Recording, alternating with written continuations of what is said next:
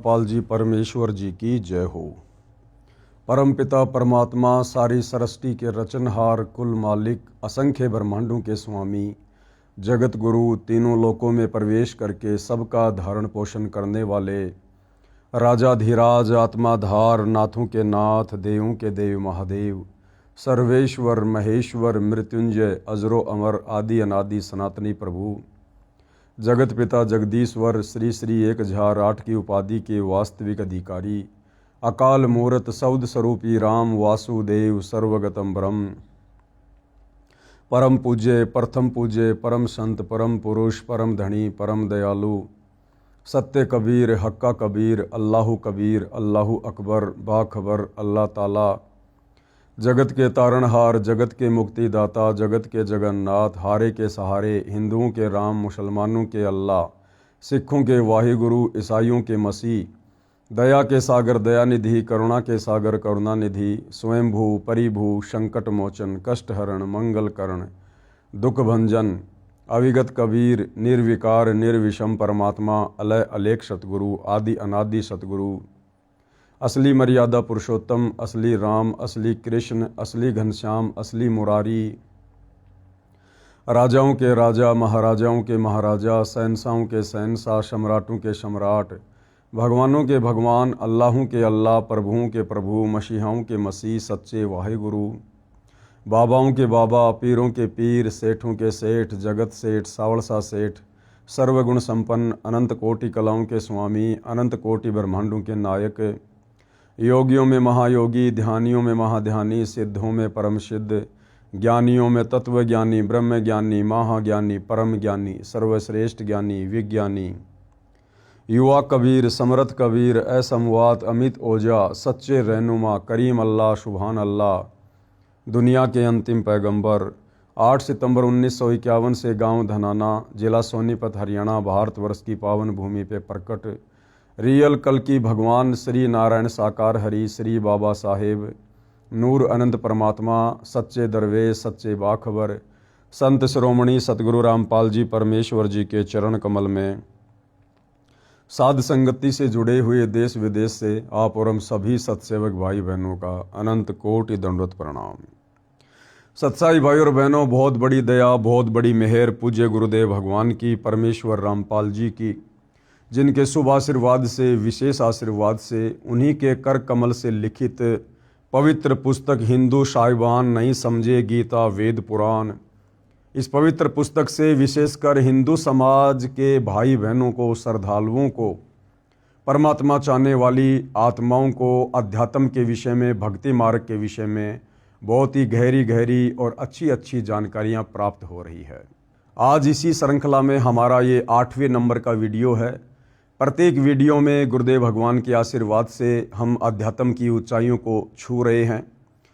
हमने पिछले वीडियोज में देखा कि किस प्रकार से आदि शंकराचार्य जी, जिनके बाद सनातन धर्म को, वैदिक धर्म को हिंदू धर्म के नाम से भी जाना जाने लगा, और आदि शंकराचार्य जी ने वैदिक धर्म के स्वरूप को भी अपनी साधना से बिगाड़ दिया।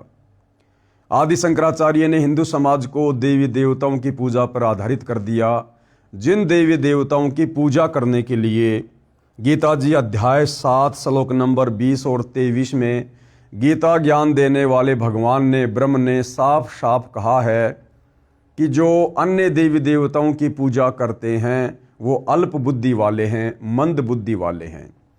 और गीता अध्याय 7 श्लोक नंबर 12 से 15 में गीता ज्ञान देने वाले काल ब्रह्म ने सीधे सीधे ब्रह्मा विष्णु महेश यानी तीनों गुणों की पूजा करने को भी मना किया है। जबकि आदि शंकराचार्य जी ने तो देवी देवताओं की पूजा पर, पाखंड पूजा पर, कर्म कांड पर हिंदू समाज से जुड़े भाई बहनों को आधारित कर दिया। आज हम और आगे जानकारी प्राप्त करेंगे कि उसके बाद किस प्रकार से केदारनाथ, बद्रीनाथ, इन धामों की स्थापना हुई, इन तीर्थों की स्थापना हुई, और किस प्रकार इस अध्यात्म को अच्छे से ना समझ पाने के कारण, हमारे हिंदू शास्त्रों को अच्छे से ना समझ पाने के कारण आज पूरा का पूरा हिंदू समाज भक्ति और भगवान के नाम पर भ्रमित होकर इन तीर्थों पर जाकर, इन धामों पर जाकर और अध्यात्म में पतन की ओर जा रहा है। तो शुरू करते हैं भाइयों और बहनों। अद्भुत प्रसंग, एक घटना का जिक्र गुरुदेव भगवान यहाँ पर लिख रहे हैं। पृष्ठ 41 पर पुस्तक हिमालय तीर्थ में लिखा है कि ये हिमालय तीर्थ नाम की पुस्तक आदि शंकराचार्य जी के द्वारा रचित है। और इसके पेज नंबर 41 पर क्या लिखा हुआ है कि भगवान शंकर व पार्वती कपाल मोचन में सुंदर महल बनवाकर निवास करते थे। आदि शंकराचार्य जी लिख रहे हैं अपनी पुस्तक हिमालय तीर्थ में कि भगवान शंकर और पार्वती कपाल मोचन में, एक जगह का नाम है कपाल मोचन, वह एक सुंदर महल बनवाकर निवास करते थे, रह रहे थे। उस स्थान की विशेषताओं से मुग्ध होकर उस मकान पर कब्जा करने के मकसद से भगवान विष्णु एक बालक रूप धारण करके ऋषि गंगा के पास बुरी तरह हाथ पैर मारकर रोने लगे। अब सुनते जाना भाइयों और बहनों, हम जिन प्रधान देवताओं को ब्रह्मा विष्णु महेश को सर्वश्रेष्ठ मानकर, परमात्मा मानकर उनकी पूजा में लीन हैं, उन्हीं की भक्ति से मोक्ष की उम्मीद लगाई बैठे हैं, इन देवी देवताओं के अंदर भी किस कदर हम आम इंसानों की तरह राग, द्वेष, ईर्ष्या, इस प्रकार की भावनाएं ओतप्रोत हैं। और ये जो तीनों देवता हैं ब्रह्मा विष्णु महेश, ये तीनों सगे भाई हैं। दुर्गा इनकी माता है और गीता का ज्ञान देने वाला ब्रह्म, काल ब्रह्म, ये इनका पिता है। तो शंकर और पार्वती जी ने अपने लिए कपाल मोचन में एक सुंदर महल बनवाया। उस महल की विशेषताओं को देखकर, सुनकर भगवान विष्णु के मन में उस महल पर, उस मकान पर कब्जा करने की दुर्बुद्धि उत्पन्न हुई। इस पुस्तक में लिखा हुआ है। शिव भगवान व माता पार्वती जी स्नान करने जा रहे थे। पार्वती को दया आई, कहा कि कोई पत्थर हृदय स्त्री बालक को छोड़ गई, उसे उठाकर अपने मकान में छोड़ आई। शिवजी ने मना भी किया था कि यह कोई मायावी देव लगता है, लेकिन पार्वती नहीं मानी। जब स्नान करके शिवजी व पार्वती जी लौटे तो तब तक उस बालक ने चतुर्भुज नारायण रूप धारण करके, यानी विष्णु का रूप धारण करके सारे क्षेत्र पर कब्जा कर लिया था। उसकी नारायण रूप में पूजा होती है। शिवजी विवाद से बचकर, यानी लड़ाई झगड़े से बचकर उसे छोड़कर केदारनाथ चले गए, वहां स्थित हो गए, वहां शिव का ज्योतिर्लिंग स्थापित कर दिया। अब बताओ भाई और बहनों, इस हिमालय तीर्थ पुस्तक के अनुसार जब हमारे प्रधान तीनों देवताओं के ये चरित्र हैं, विष्णु जी ने अपने भाई के मकान पर कब्जा कर लिया और हम उन्हीं की भक्ति कर रहे हैं, उन्हीं की पूजा करेंगे, तो उनके वो अवगुण हमारे अंदर स्वतः ही आएंगे। यानी जिसको हम इष्ट मानकर पूजा करेंगे उसके गुण अवगुण साधक में आते हैं। तो बताइए हमारा हृदय कैसे निर्मल होगा, हमारी आत्मा, हमारा मन कैसे पाप मुक्त होगा। हम जिन भगवानों को, जिन देवताओं को इष्ट मानकर पूजते हैं, जिनकी भक्ति करते हैं, जब उनके खुद के मन में, खुद के हृदय में इतना छल कपट भरा हुआ है, तो अब गुरुदेव कह रहे हैं विचार करो इस कथा से हमें क्या शिक्षा लेनी है। इन देवताओं की कहानियों से क्या शिक्षा मिलेगी?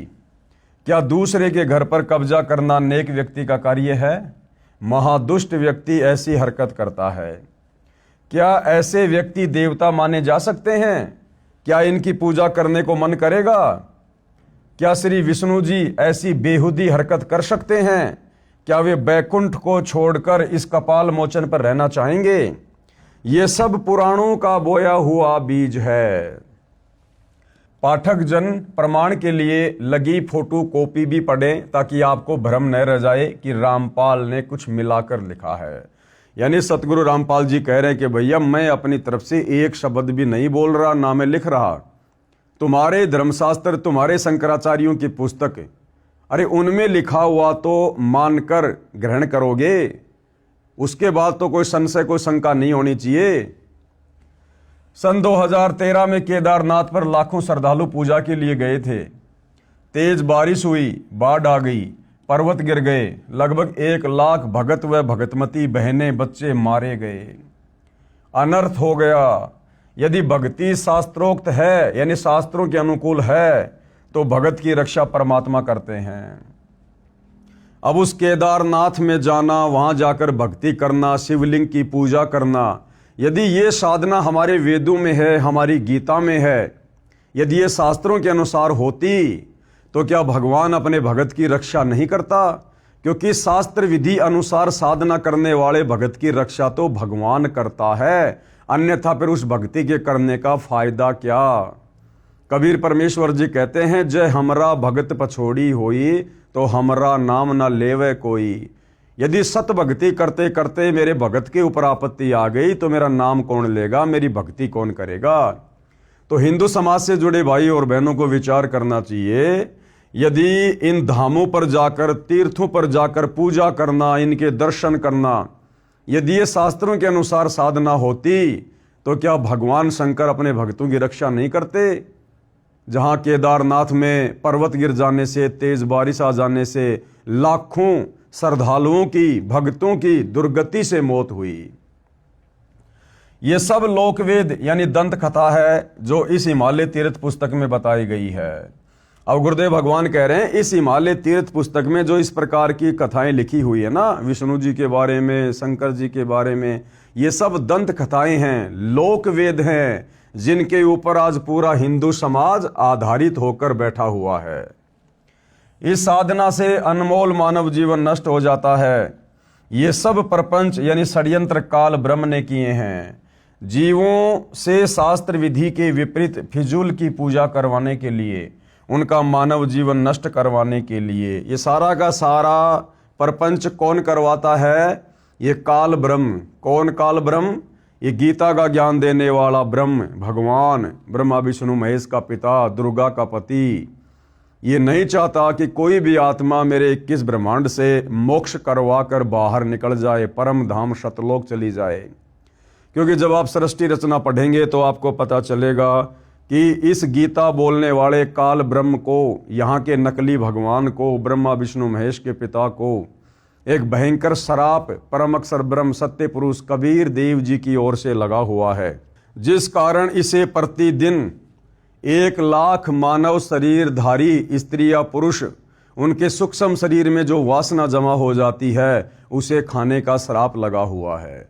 तो ये कभी नहीं चाहेगा कि कोई भी प्राणी मेरे 21 ब्रह्मांड से शत भक्ति करके बाहर निकल जाए। इसलिए ये हर किसी को भ्रमित रखता है भक्ति और भगवान के नाम पर। ये वही पुस्तक है हिमालय तीर्थ, ये वही पुस्तक है हिमालय तीर्थ, जिसकी फोटोकॉपी पूज्य गुरुदेव भगवान ने लगा रखी है।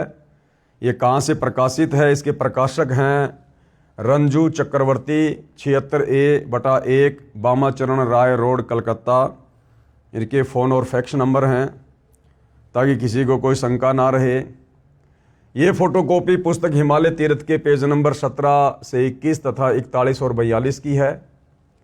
उत्तराखंड के पंच केदार श्री केदारनाथ, भारत के उत्तर नागाधिराज की सुरम्य उपत्यका में स्थित केदार क्षेत्र प्राचीन काल से ही मानव मात्र के लिए पावन मोक्षदायक रहा है।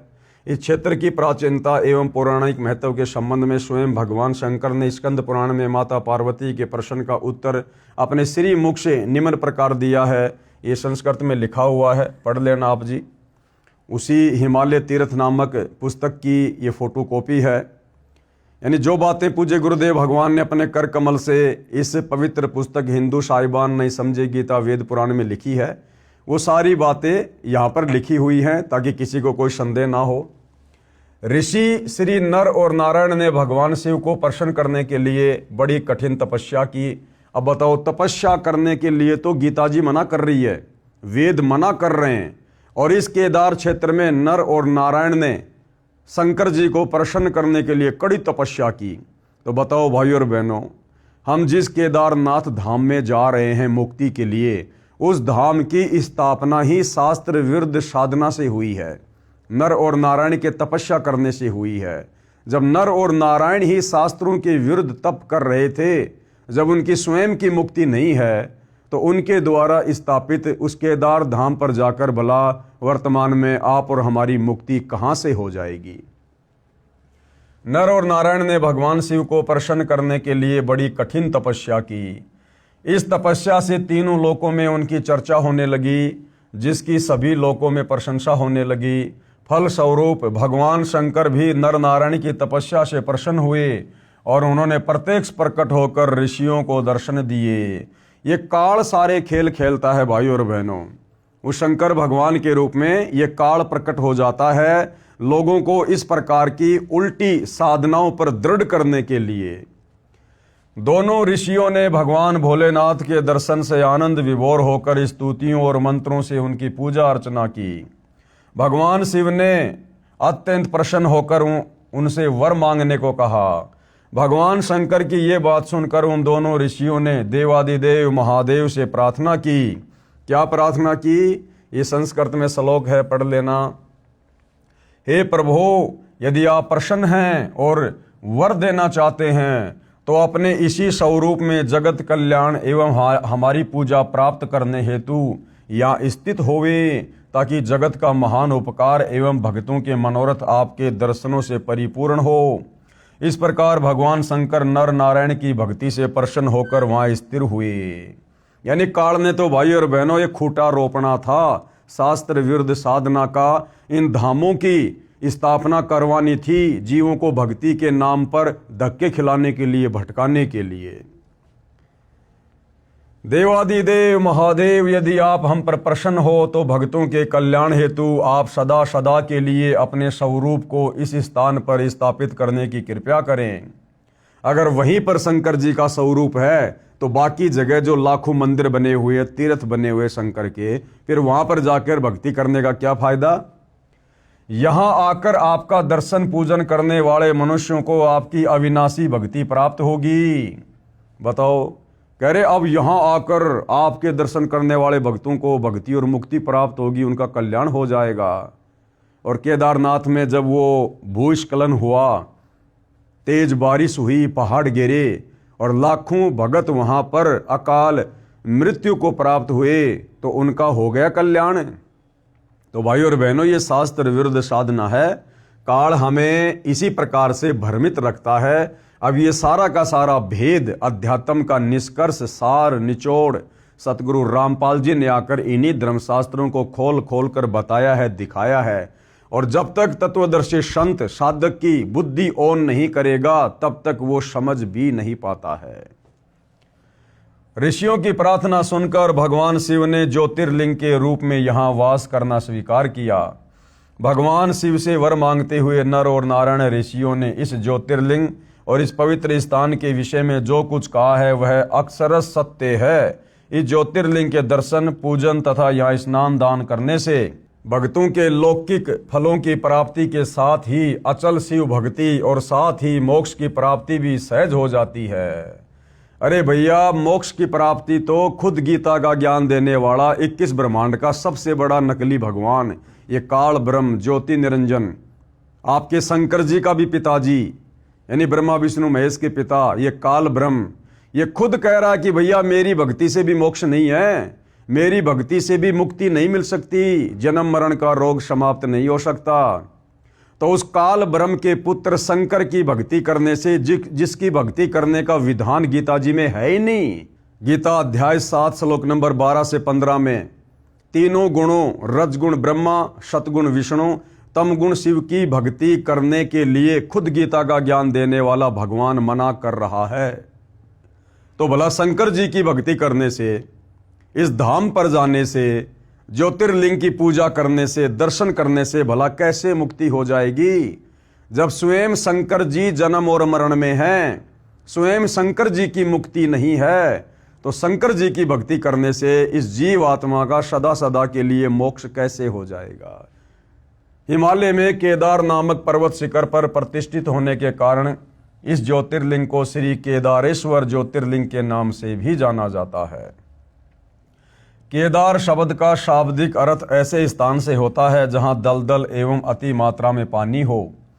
केदार क्षेत्र में यही स्थिति है क्योंकि भगवान शंकर जल धारा प्रिय हैं। नर और नारायण ऋषियों के पश्चात अन्य ऋषि मुनियों व भक्तों द्वारा ये ज्योतिर्लिंग पूजित रहा है। तत्पश्चात महाभारत काल में पांडवों द्वारा गोत्र हत्या अर्थात महाभारत युद्ध में अपने भाई बंधुओं आदि की हत्या के पाप से मुक्ति हेतु यहाँ पर देवादिदेव महादेव की आराधना की गई। इस प्रसंग में पुराणों में एक कथा आती है। भगवान वेद व्यास जी की आज्ञा से पांडव केदार क्षेत्र में आए। भगवान महिष यानी भैंस का रूप धारण कर, कौन, ये काल ब्रह्म, इसने भैंस का रूप धारण किया और केदार अंचल में विचरण करने लगे। भीम ने भगवान शिव को मायावी महिष के रूप में पहचान लिया। वह ऐसा जानकर भगवान शिव महिष रूप में पृथ्वी में समा ही रहे थे कि महाबली भीम ने दौड़कर उनका पिछला भाग पकड़ लिया। बताओ, अब वो भीम ज्यादा बलवान हुआ या वो भगवान ज्यादा बलवान हुआ जो भैंस बना हुआ था, जो भीम ने जाके उसके पीछे को हिस्से को पकड़ लिया हैं और फिर वही भगवान को विराजमान कर दिया। तो भगवान ज्यादा पावरफुल हुआ या वो भीम ज्यादा पावरफुल हुआ? तो इस काल ने तो भाइयों और बहनों इस प्रकार की घटनाओं को जन्म देकर जगह जगह इन तीर्थों की धामों की स्थापना करवा के शास्त्र विरुद्ध साधना को बढ़ावा देना होता है। पांडवों की भक्ति एवं विश्वास को देखकर भगवान शिव ने उन्हें साक्षात दर्शन दिए। वह गोत्र हत्या गुरु हत्या के फलस्वरूप प्रायश्चित के रूप में भीम द्वारा पकड़े गए पृष्ठभाग की पूजा अर्चना का आदेश देकर वही अंतर्ध्यान हो गए। यानी काल ब्रह्म जो भैंस बनकर जमीन में समा गया था और जमीन में समाते समाते भीम ने जो भैंस के पिछले हिस्से को पकड़ लिया था जो पत्थर का बन गया था, यानी भैंस का पीछे का गोबर और मलमूत्र वाला हिस्सा, कहते हैं फिर उसकी पूजा करने से पांडवों के सारे पाप नष्ट हो गए। पृष्ठभाग ने शिला का रूप धारण किया, यानी भैंस के पिछले हिस्से ने शिला यानी पत्थर का रूप धारण किया जो पांडवों द्वारा पूजित हुआ और पांडवों ने फिर उसकी पूजा करी। वह तब से आज तक पूजित है। महिष यानी भैंस का आगे का भाग नेपाल में जाकर प्रकट हुआ जो पशुपतिनाथ के नाम से विख्यात हुआ। महिष यानी भैंस के अन्य 4 भाग क्रमशः तुंगनाथ में बाहु, रुद्रनाथ में मुख, महेश्वरम में नाभि, कल्पेश्वरम में जटा, इस प्रकार केदारनाथ को छोड़कर महिष यानी भैंस रूपी भगवान शंकर के अन्य 4 भाग केदार क्षेत्र में प्रतिष्ठित हुए। केदारनाथ सहित ये स्थान पंच केदार के नाम से विख्यात है। यानी इस प्रकार से काल ने शास्त्र विरुद्ध साधना करवाने के लिए इन धामों की स्थापना करवाई, जहां जाकर भक्ति करके आज पूरा हिंदू समाज मुक्ति की उम्मीद में बैठा हुआ है। भाई मुक्ति नहीं, दुर्गति प्राप्त होगी, दुर्गति। तो भाइयों और बहनों, ये इस पुस्तक के अंदर सब कुछ लिखा हुआ है। आप और हमें किसी प्रकार की कोई शंका ना रहे, इसलिए सतगुरु रामपाल जी ने इस पुस्तक का हवाला दिया है और इसके कुछ पृष्ठ हैं जो यहाँ पर उन्होंने ऐड किए हैं, लिखे हुए हैं। इसी प्रकार ये आदि केदारेश्वर मंदिर, ये आदि केदारेश्वर मंदिर, इसका निर्माण कैसे हुआ? पुराणों में शंकर जी के कपाल मोचन संबंधी प्रसंग एवं उनकी बद्री क्षेत्र में स्थित होने की कथाएं विस्तार से वर्णित हैं। इसी क्रम में दूसरा मत ये भी है कि पूर्व शिव पार्वती का ही ये निवास स्थान था। भगवान विष्णु इस क्षेत्र की विशेषताओं से मुग्ध होकर इसे अपना बनाना चाहते थे। एक दिन जब भगवान शिव पार्वती सहित स्नान हेतु जा रहे थे तो ऋषि गंगा के दाएं भाग में स्थित एक शिलाखंड में रोते हुए एवं हाथ पैर पटकते बालक को देख पार्वती भगवान शिव से कहती है कि नाथ, किसी पाषाण हृदय देवी ने कैसे सुंदर बच्चे को यहाँ फेंक दिया, इसे भवन में रखें तब आगे बढ़ें। अंतर्यामी भगवान शिव सारे रहस्य को जान पार्वती को सचेत करते हैं कि देवी ये कोई मायावी कुमार है, इसका चक्कर ठीक नहीं, देखो छली जाओगी। परंतु ममतामयी माता पार्वती बच्चे को उठाकर भवन में रखती है। अरे ममतामयी नहीं, पार्वती को बच्चे पर ममता नहीं आई। शंकर जी ने जब पार्वती को मना कर दिया, पार्वती कौन है? शंकर जी की अर्धांगिनी, उसकी पत्नी।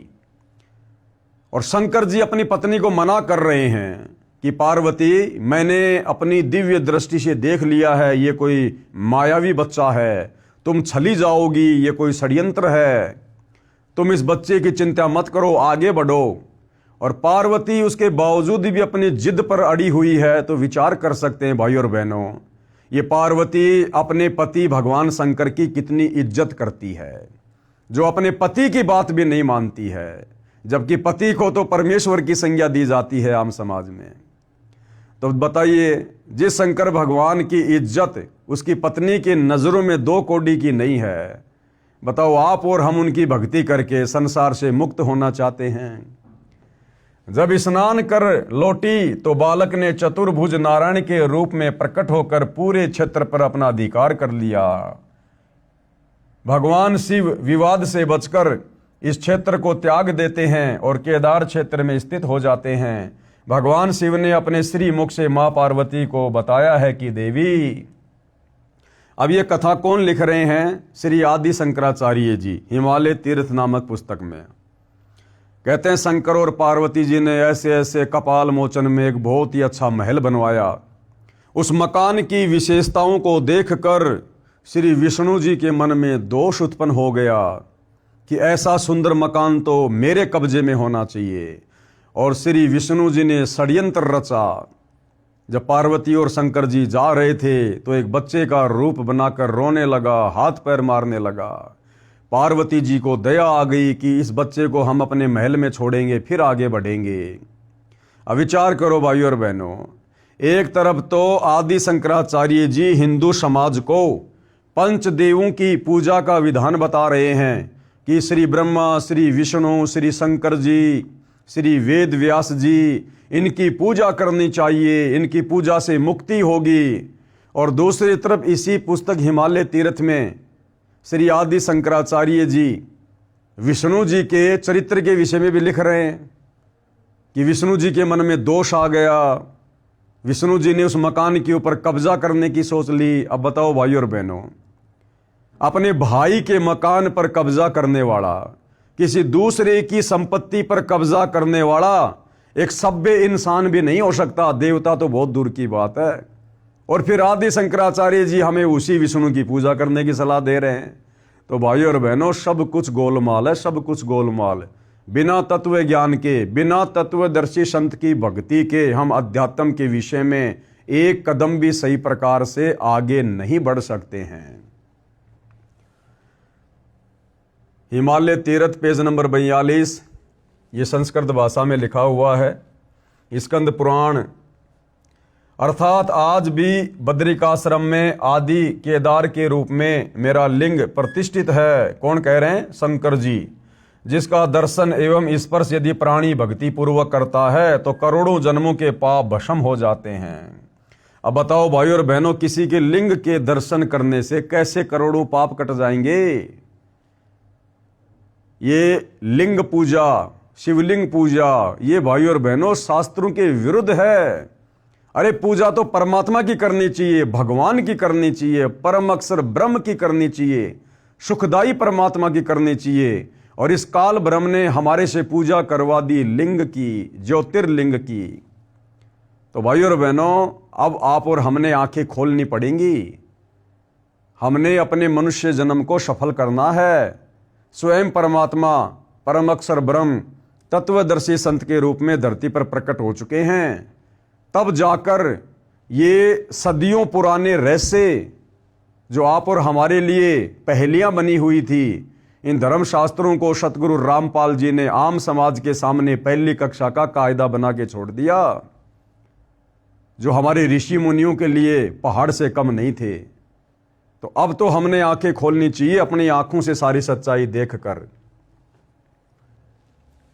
तीर्थ परंपरा में भी पूर्व केदार नाथ जी के दर्शन आवश्यक बताए गए हैं। जो कार्य तीर्थ यात्री पूर्व केदारनाथ न जा पाए हों, वे भी आदि केदारेश्वर दर्शन के उपरांत पूर्ण तीर्थ फल के अधिकारी होते हैं।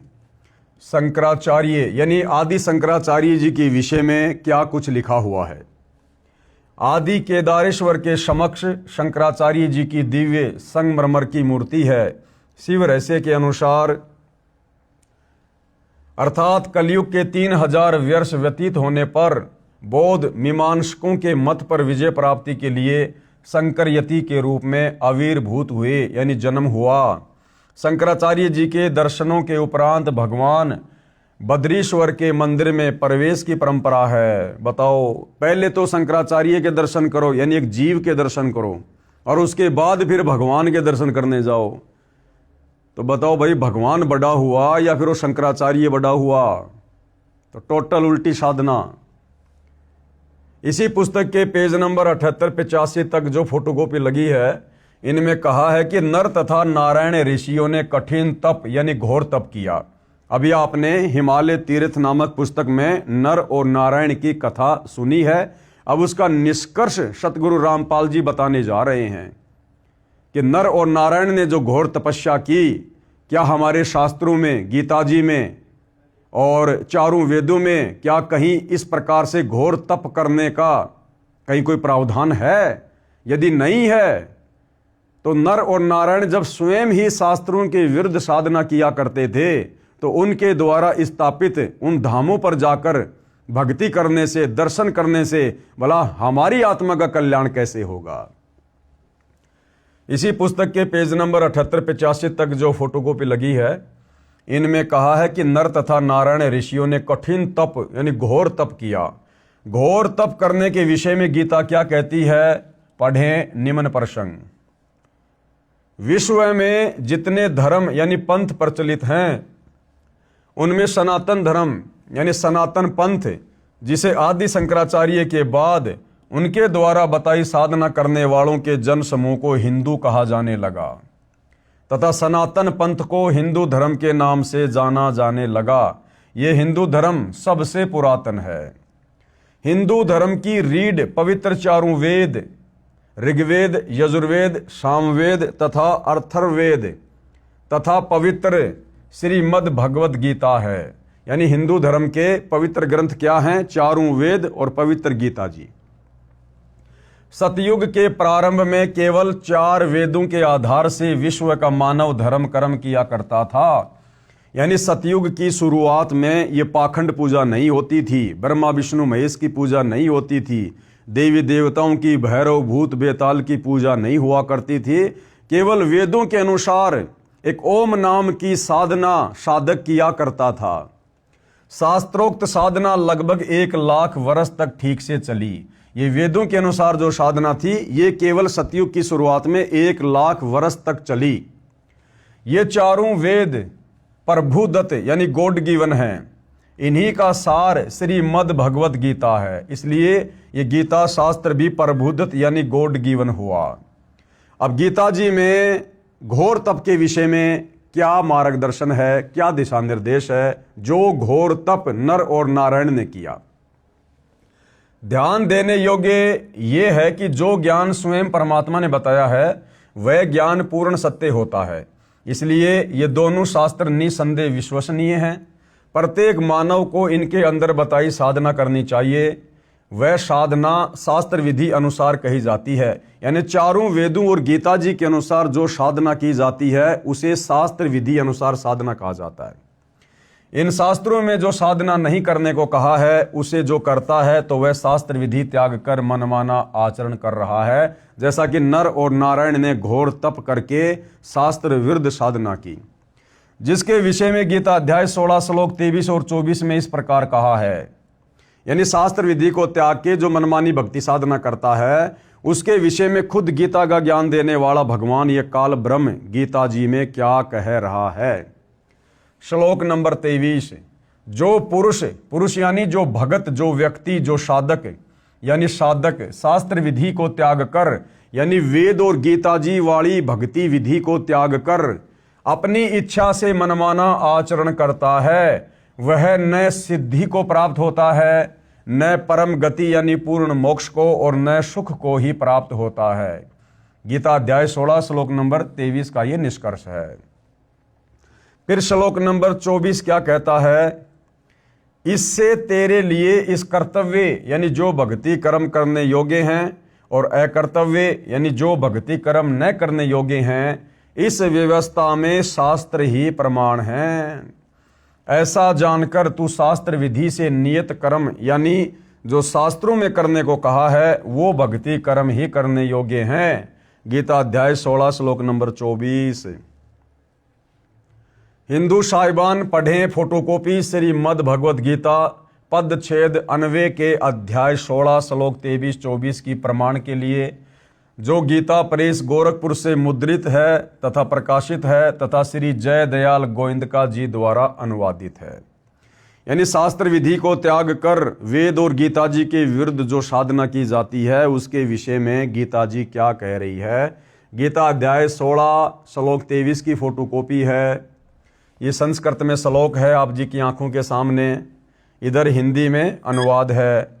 जो पुरुष यानी जो व्यक्ति, जो भगत शास्त्र विधि को त्याग कर, शास्त्र विधि यानी वेद और गीता जी में जो भक्ति लिखी है उस भक्ति को त्याग कर जो अपनी तरफ से मनमानी भक्ति करता है, कोई तप करता है, अपनी इच्छा से मनमाना आचरण करता है, वह न सिद्धि को प्राप्त होता है, यानी उसका कोई कार्य सिद्ध नहीं होता है भक्ति वाला, आत्म कल्याण वाला, न परम गति को, और न अंत समय में मरने के बाद उसे परम गति मिलती है, और न सुख को ही प्राप्त होता है, और ना उसे किसी प्रकार का कोई आध्यात्मिक लाभ या सुख मिलता है। किसको? जो व्यक्ति शास्त्रों के विरुद्ध मनमाने तरीके से भक्ति करता है, मनमाने मंत्रों का जाप करता है। और भाइयों और बहनों, चारों वेदों में और गीता जी में केवल एक ओम मंत्र के जाप करने का विधान है, और ये ओम मंत्र इस काल ब्रह्म का है, ब्रह्म साधना का। इसके अलावा कोई भी व्यक्ति जो भी मंत्र जाप करता है वो इस काल की प्राप्ति नहीं कर सकता, इसके ब्रह्मलोक को प्राप्त नहीं कर सकता, और सीधा नरक में और 84 लाख योनियों में ही जाता है। फिर गीता अध्याय 16 श्लोक 24 हमें क्या कह रहा है कि भाई फिर हमें क्या करना चाहिए, फिर हमें किस चीज को आधार बनाना चाहिए कि कौन सी भक्ति सही है और कौन सी भक्ति गलत है। तो गीता अध्याय 16 श्लोक 24 क्या कहता है? तस्मात् शास्त्रम प्रमाणम, यानी अर्जुन इसके लिए शास्त्र ही प्रमाण है। और शास्त्र क्या है? चारों वेद और गीता जी। इससे तेरे लिए इस कर्तव्य यानी कौन सी भक्ति करनी चाहिए और अकर्तव्य यानी कौन सी भक्ति साधना नहीं करनी चाहिए, इस व्यवस्था में शास्त्र ही प्रमाण है। यानी ये गीता और चारों वेद ही प्रमाण है कि हमने भक्ति साधना कौन सी करनी चाहिए और किस प्रकार से करनी चाहिए। और गीता ज्ञान देने वाले काल ब्रह्म ने गीता अध्याय 4 श्लोक नंबर 34 में अर्जुन से बिल्कुल क्लियर कर दिया है कि भाई अर्जुन, अगर तुझे पूर्ण मुक्ति चाहिए, उसने क्लियर कर दिया भैया मेरी भक्ति करने से, ओम नाम का जाप करने से, ब्रह्मलोक में जाने से भी पूर्ण मुक्ति नहीं है। जन्म मरण से तेरा पीछा नहीं छूटेगा, नरक में जाना ही पड़ेगा, 84 लाख योनियों में जाना ही पड़ेगा। अगर अर्जुन तुझे पूर्ण मोक्ष चाहिए, पूर्ण मुक्ति चाहिए, उस परम अक्षर ब्रह्म के सत्य पुरुष कबीर देव के सतलोक में जाना है, सचखंड में जाना है, जहां जाने के बाद ये साधक फिर वापस लौटकर इस मेरे 21 ब्रह्मांड में इस जन्म और मरण के चक्कर में नहीं आता, गधा कुत्ता सुअर नहीं बनता। तो भाई तुझे किसी तत्वदर्शी संत की खोज करनी पड़ेगी। वो तत्वदर्शी संत तुझे बताएगा कि वास्तव में परम अक्षर ब्रह्म की पूर्ण भक्ति क्या है, ये सदा सदा के लिए जन्म और मरण का झंझट कैसे समाप्त होगा। तो गीता ज्ञान देने वाले ब्रह्म ने, भगवान ने भी गीता अध्याय 4 श्लोक 34 में क्लियर कर दिया कि अर्जुन, वो पूर्ण मुक्ति वाली भक्ति, वो तत्व ज्ञान भाई मेरे पास में भी नहीं है। अगर होता तो बता देता, किसी तत्वदर्शी संत की शरण में जाने की सलाह क्यों देता। तो भाई और बहनों, वह एकमात्र तत्वदर्शी संत वर्तमान में इस पूरी पृथ्वी पर सतगुरु रामपाल जी हैं। निसंदेह आप लोगों को अब ये बात धीरे धीरे समझ में आ जानी चाहिए, क्योंकि आज से पहले हमारे किसी भी धर्म गुरु ने, किसी भी आचार्य और शंकराचार्य ने इस अध्यात्म को इस प्रकार से सार्वजनिक तौर पर दिखा कर क्लियर नहीं किया, जिस प्रकार से सन 1994 से सतगुरु रामपाल जी करते आ रहे हैं। तो इससे तेरे लिए इस कर्तव्य और अकर्तव्य की व्यवस्था में, यानी कौन सी भक्ति करनी चाहिए, कौन सी भक्ति नहीं करनी चाहिए, शास्त्र ही प्रमाण है। यानी किसी की दंत कथा पर, किसी की कही सुनाई बातों पर अर्जुन यकीन मत करना। यानी अर्जुन के माध्यम से श्रद्धालुओं को, भगत समाज को यह संदेशा दिया जा रहा है कि भैया किसी की दंत कथा पर विश्वास मत करना, किसी के लोक वेद पर विश्वास मत करना, कहीं सुनाई कथाओं पर विश्वास मत करना। शास्त्रों में क्या प्रमाण है, गीता जी और चारों वेद भक्ति करने के विषय में क्या दिशा निर्देश दे रहे हैं, उस अनुसार भक्ति साधना करेगा तो तेरी मुक्ति का मार्ग प्रशस्त होगा। अन्यथा भैया जन्म मरण के चक्कर में, लक 84 के चक्कर में पड़ा ही रहेगा। ऐसा जानकर तू शास्त्र विधि से नियत कर्म ही करने योग्य हैं, यानी शास्त्र विधि के अनुसार जो धर्म कर्म करने चाहिए वही करने चाहिए, उन्हीं से भैया मुक्ति का रास्ता साफ होगा। अब देवताओं की पूजा का लाभ, यानी श्री आदि शंकराचार्य जी ने जिस प्रकार से हिंदू समाज को देवी देवताओं की पूजा पर, भक्ति पर, पाखंड पूजा पर, कर्म कांड पर आधारित कर दिया था, अब इन देवी देवताओं की पूजा के विषय में, इन देवी देवताओं की पूजा से मिलने वाले लाभ या हानि के विषय में हमारे पवित्र सदग्रंथ क्या कह रहे हैं, गीता जी क्या कह रही है। पढ़ते हैं पवित्र श्रीमद् भगवत गीता से अध्याय 17 श्लोक 1 और 6। श्लोक 1 में क्या कहा गया है। इस श्लोक में अर्जुन ने गीता ज्ञान देने वाले प्रभु से प्रश्न किया है कि हे कृष्ण, जो मनुष्य शास्त्र विधि को त्याग कर श्रद्धा से युक्त हुए देवादि यानी देवी देवताओं का पूजन करते हैं, उनकी स्थिति फिर कौन सी है। यानी जो व्यक्ति बड़ी श्रद्धा से, बड़ी लगन से, अध्यात्म ज्ञान के अभाव में जो इन देवी देवताओं की पूजा करते हैं, तो उसकी क्या स्थिति है, उससे क्या लाभ मिलता है।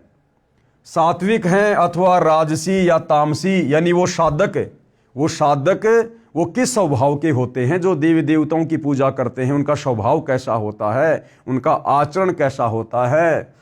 वे सात्विक प्रवृत्ति के होते हैं या राजसी प्रवृत्ति के या फिर तामसी प्रवृत्ति के। गीता अध्याय 7 श्लोक 1 में अर्जुन ने सवाल किया। अब इसका उत्तर श्लोक 2 और 6 तक दिया गया है। गीता ज्ञानदाता प्रभु का उत्तर संक्षिप्त में इस प्रकार है। मनुष्यों की श्रद्धा उनके पूर्व जन्म के संस्कार अनुसार सात्विक, राजसी तथा तामसी होती है।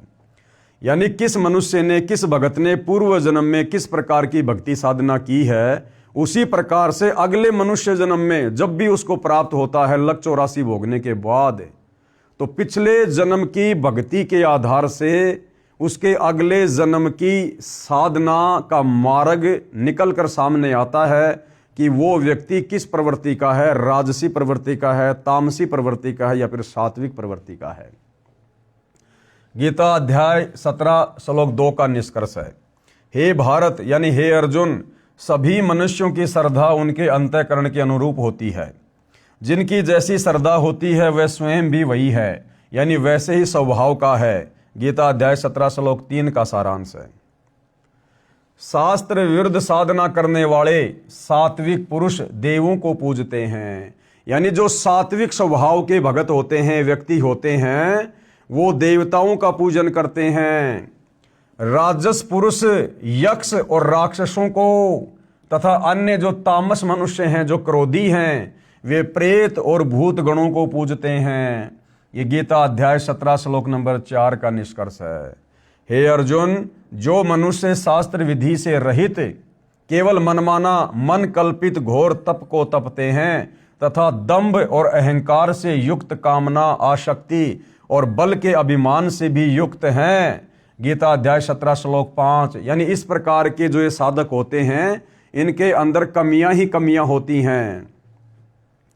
तथा जो शरीर रूप से स्थित भूत समुदाय को तथा अंतःकरण में स्थित मुझको यानी गीता ज्ञानदाता प्रभु को भी दुखी करने वाले हैं। यानी राजसी, तामसी और सात्विक भक्ति करने वाले साधक, ये गीता का ज्ञान देने वाला काल ब्रह्म कह रहा है कि ये इस प्रकार के श्रद्धालु मुझे भी दुखी करने वाले हैं, मुझे भी ये पीड़ा देते हैं इस प्रकार की आदि अधूरी भक्ति करके, यानी कष्ट पहुंचाते हैं।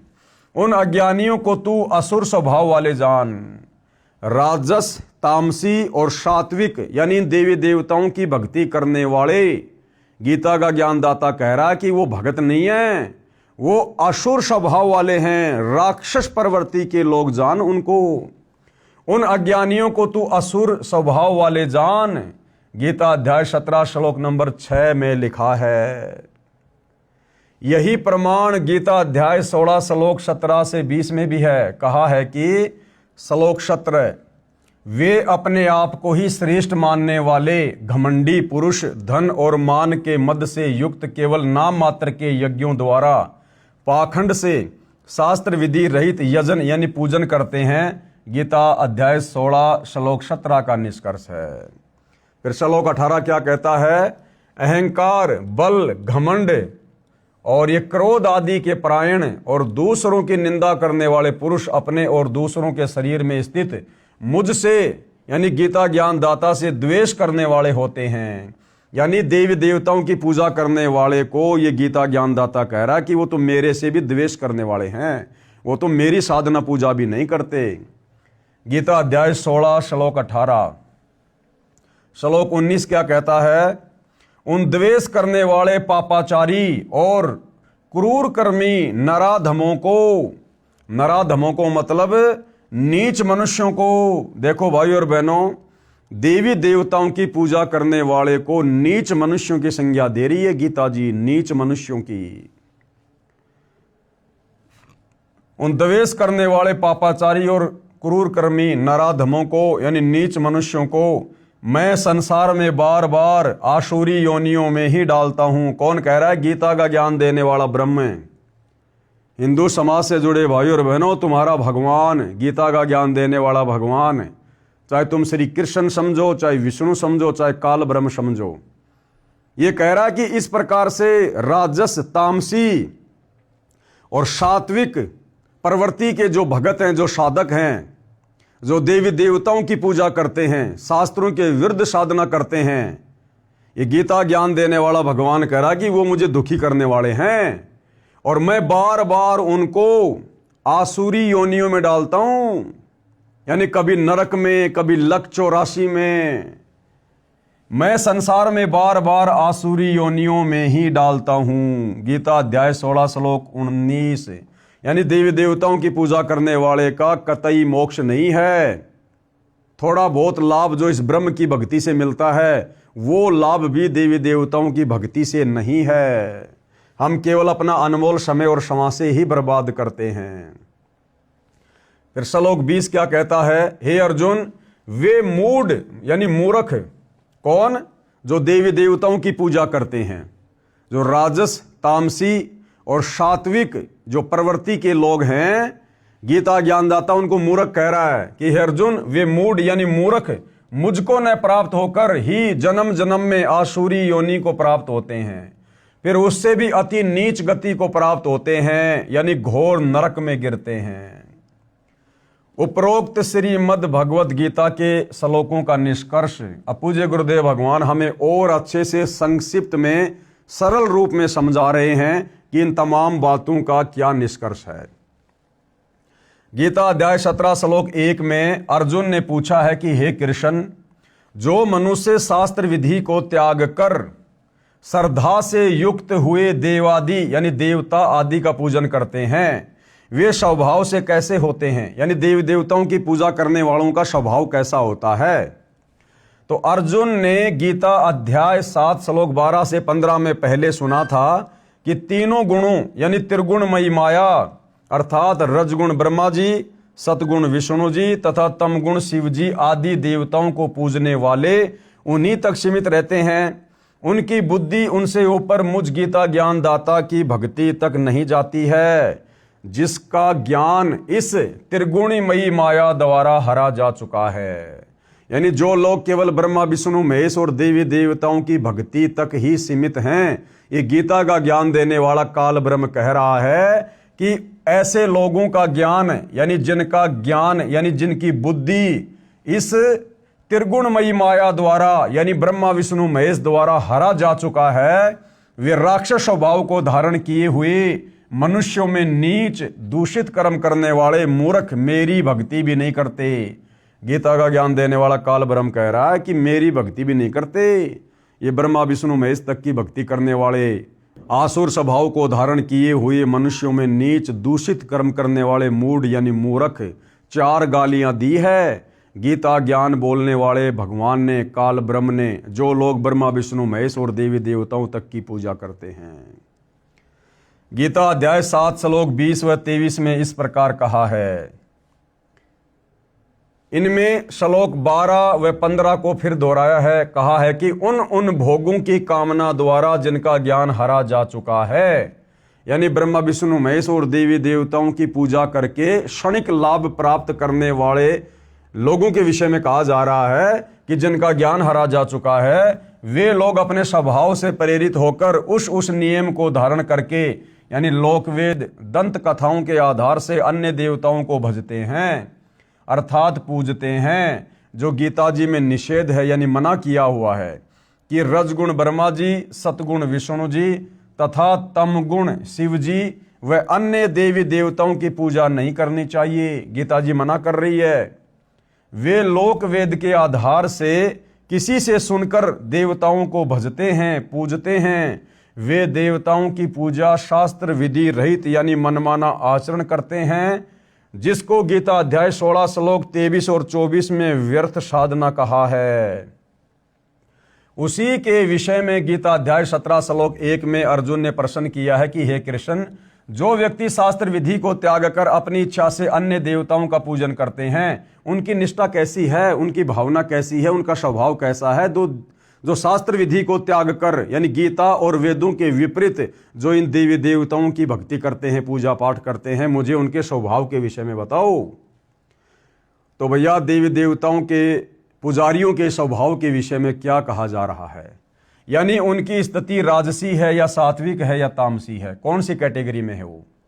भावार्थ है कि जो श्री ब्रह्मा जी रजगुण, श्री विष्णु जी सतगुण तथा श्री शिव जी तमगुण व अन्य देवताओं की पूजा करते हैं, जो वर्तमान में पूरा हिंदू समाज कर रहा है, वह पूजा है तो शास्त्र विधि रहित यानी शास्त्रों के विरुद्ध है। परंतु जो अन्य देवताओं की जो न करने योग्य अकर्तव्य पूजा करते हैं, वे स्वभाव से कैसे होते हैं। तो गीता ज्ञान देने वाले ने गीता अध्याय 17 श्लोक 2 और 6 में ऊपर स्पष्ट कर दिया है कि जो सात्विक श्रद्धा वाले यानी अच्छे इंसान हैं, वे तो केवल देवताओं की पूजा करते हैं। अन्य जो राजसी स्वभाव के हैं, वे राक्षसों व यक्ष की पूजा करते हैं, और जो तामसी श्रद्धा में यानी स्वभाव के हैं, वे प्रेत और भूतों की पूजा करते हैं। ध्यान रहे कि श्राद्ध करना, पिंडदान करना, अस्थियों को गंगा में पंडित द्वारा जल प्रवाह करने की क्रिया, 13वीं क्रिया, बरसी क्रिया, ये सब कर्मकांड कहलाता है, जो गीता जी में निषेध है यानी मना है। वेदों में इसे मूर्ख साधना कहा है, और ये प्रमाण कहां पर है। मार्कंडे पुराण में रोचे ऋषि की उत्पत्ति अध्याय में जो हमने पहले भी पढ़ा था, रुचि ऋषि ने ब्रह्मचर्य का पालन करते हुए एकांत में रहकर वेदों अनुसार भक्ति की। जब वे 40 वर्ष के हो गए तो उसके पूर्वज आकाश में दिखाई दिए। वे रुचि ऋषि से बोले, पिताजी, दादाजी, दूसरा दादाजी, तीसरा दादाजी, जो ब्राह्मण यानी ऋषि थे, वे कर्मकांड किया करते थे, जिस कारण से उनकी गति नहीं हुई। वे प्रेत पितृ योनि में कष्ट उठा रहे थे। अब बताओ भाई और बहनों, रुचि ऋषि के पूर्वज जो वेदों को पढ़ा करते थे, ब्राह्मण थे, संस्कृत के ज्ञाता थे, लेकिन साधना वेदों के विपरीत किया करते थे, जिस कारण से मरने के बाद उनको भी प्रेत योनि प्राप्त हुई, उनको भी भूत योनि प्राप्त हुई। ये तो सतयुग त्रेता की बातें हैं। और वर्तमान में हम हिंदू समाज से जुड़े भाई बहन क्या कर रहे हैं। हम तो 2 कोडी की साधना भी नहीं कर रहे, 2 कोडी की साधना भी हमें तो पता ही नहीं गीता क्या कह रही है, वेद क्या कह रहे हैं। तो सोचो भाई और बहनों, यदि सतगुरु रामपाल जी की सत भक्ति समय रहते ग्रहण नहीं करी तो आने वाले समय में भविष्य क्या होगा। वे प्रेत पितृ योनि में कष्ट उठा रहे हैं।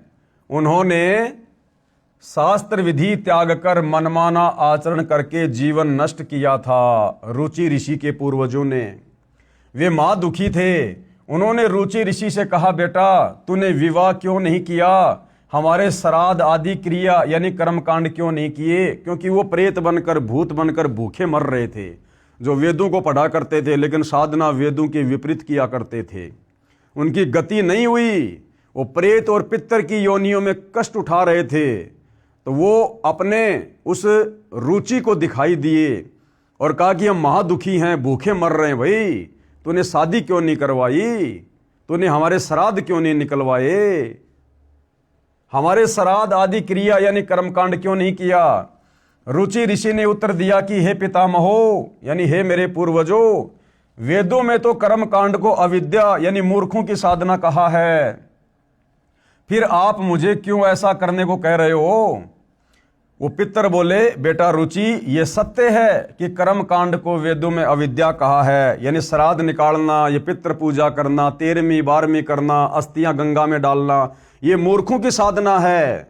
और आप जो साधना कर रहे हो ना, ये मोक्ष मार्ग है। लेकिन हम महाकष्ट में हैं, लेकिन वो अपने स्वार्थ के लिए उस रुचि ऋषि को भ्रमित करने की कुचेष्टा कर रहे हैं। रुचि ऋषि के पूर्वजों को, जो पितर और भूत बने हुए थे, उनको पता है इस बात का कि ये कर्मकांड करना, श्राद्ध निकालना, मरने के बाद में दुनिया भर के कर्मकांड करना, ये सब अविद्या है। वेदों में इसे मूर्खों की साधना कहा है, नहीं करने चाहिए। लेकिन उसके बावजूद भी वो अपने स्वार्थ में आकर, क्योंकि भूत बन के भूखे मर रहे थे, दुर्गति हो रही थी, उनके कष्ट उठा रहे थे, उस बेचारे रुचि को उन्होंने भ्रमित कर दिया तरह तरह की बातें करके। और जो रुचि ऋषि वेदों के अनुसार साधना कर रहा था, उसे उस साधना से हटवा दिया। हम महाकष्ट में हैं, हमारी गति कर, यानी विवाह करवा, हमारे पिंडदान आदि कर्म करके भूत जूनी से पीछा छुड़ा। वे स्वयं तो शास्त्र विधि त्याग कर मनमाना आचरण करके, कर्मकांड करके प्रेत बने थे। अपने बच्चे रुचि को, जो शास्त्रोक्त भक्ति कर रहा था, जो वेदों के अनुसार भक्ति पर लगा हुआ था, सत्य साधना छुड़वा कर नरक का भागी बना दिया। रुचि ऋषि ने विवाह कराया, फिर कर्मकांड किया, फिर वह भी भूत बना। पिंड दान करने से भूत जूनी छूट जाती है, उसके बाद जीव पशु पक्षी आदि की योनि प्राप्त करता है। क्या खाक गति कराई? अब उस रुचि ऋषि ने अपने पूर्वजों की बातों में आकर जो शास्त्र विधि अनुसार साधना कर रहा था, उसने वो छोड़ दी और अपने उन पूर्वजों का अपनी शादी करवाकर उसने श्राद्ध कर्म करना शुरू कर दिया।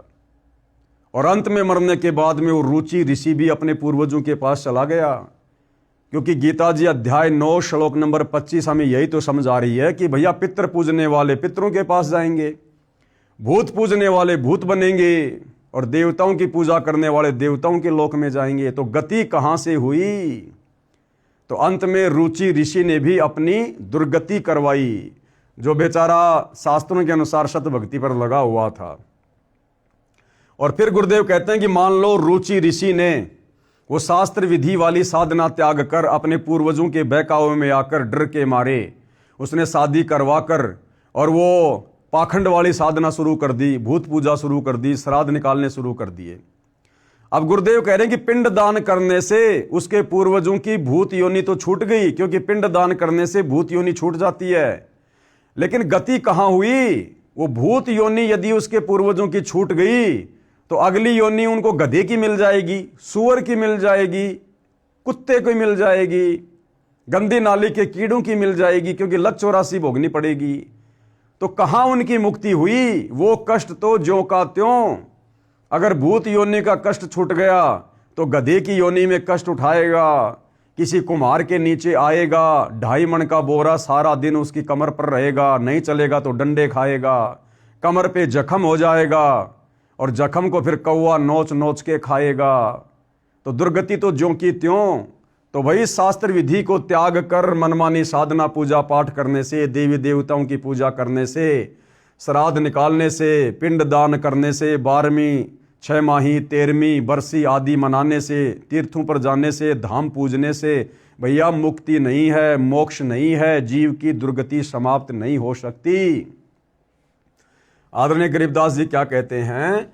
गरीब भूत योनि जहां छूटत है पिंड दान करंत, और गरीब दास जिंदा कहे नहीं मिले भगवंत। कि भैया पिंड दान करने से प्रेत योनि तो छूट जाएगी, लेकिन गरीबदास जी कह रहे हैं भैया परमात्मा तो नहीं मिला, यानी मुक्ति तो नहीं हुई, लक 84 में चला जाएगा।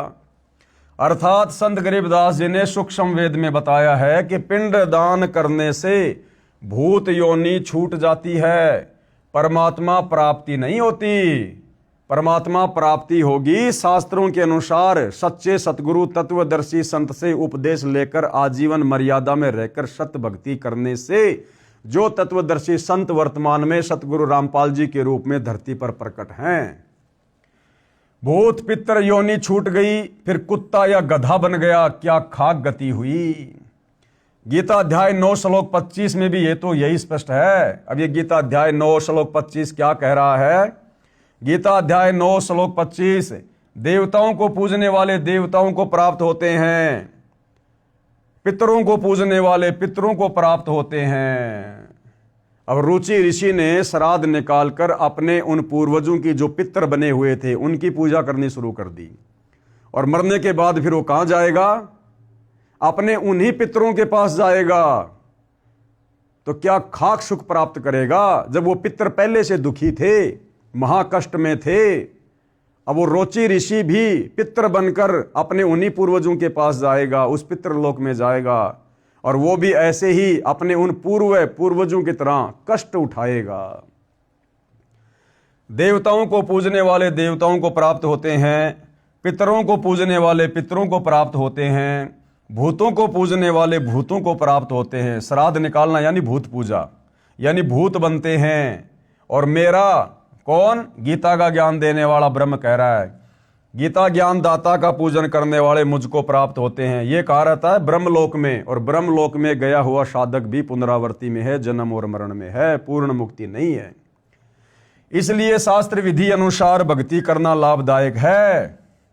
अब शास्त्र विधि अनुसार भक्ति क्या है? चारों वेद और गीता जी के अनुसार, और पांचवा वेद जो सूक्ष्म वेद है, जिस सूक्ष्म वेद का ज्ञान सतलोक से चलकर स्वयं वो परम अक्षर ब्रह्म सत्य पुरुष कबीर देव धरती पर तत्वदर्शी संत की भूमिका करके समझाता है, उसके मार्गदर्शन में उन्हें गुरु धारण करके यदि आजीवन सत भक्ति की जाए तो भाइयों और बहनों हमें पूर्ण मुक्ति प्राप्त होगी। सदा सदा के लिए जन्म और मरण से झंझट समाप्त हो जाएगा।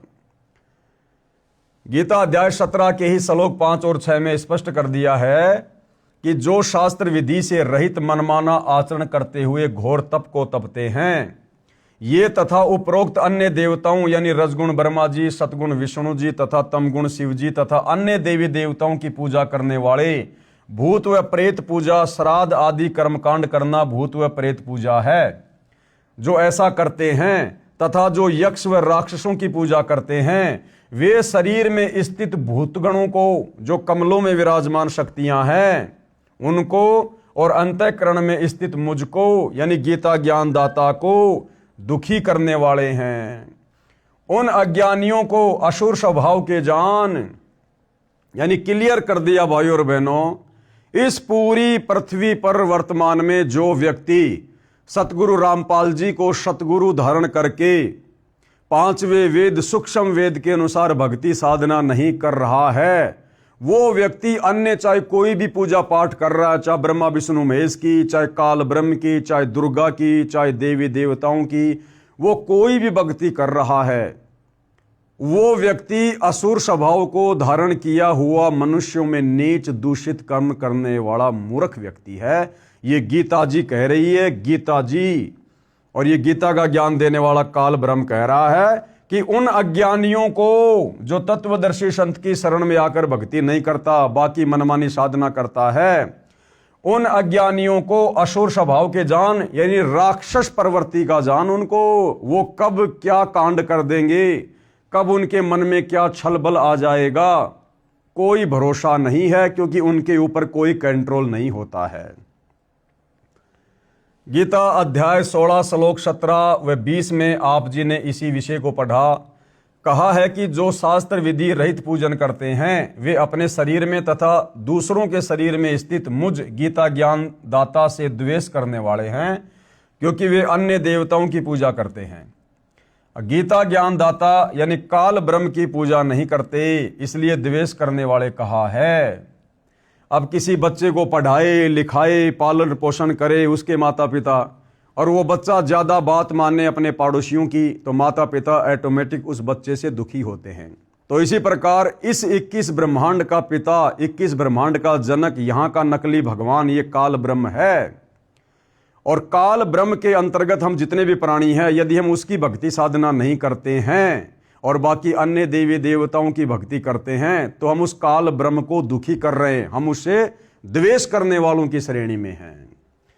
उन द्वेष करने वाले यानी श्री ब्रह्मा जी रजगुण, श्री विष्णु जी सतगुण तथा श्री शिव जी तमगुण, जो काल ब्रह्म की 3 प्रधान शक्तियां हैं, तथा अन्य देवी देवताओं की पूजा करने वाले पापाचारी क्रूर कर्मी नराधमों को यानी मनुष्य में नीच उन व्यक्तियों को मैं बार बार आसुरी योनियों में डालता हूं, यानी नरक में डालता हूं, 84 में डालता हूं।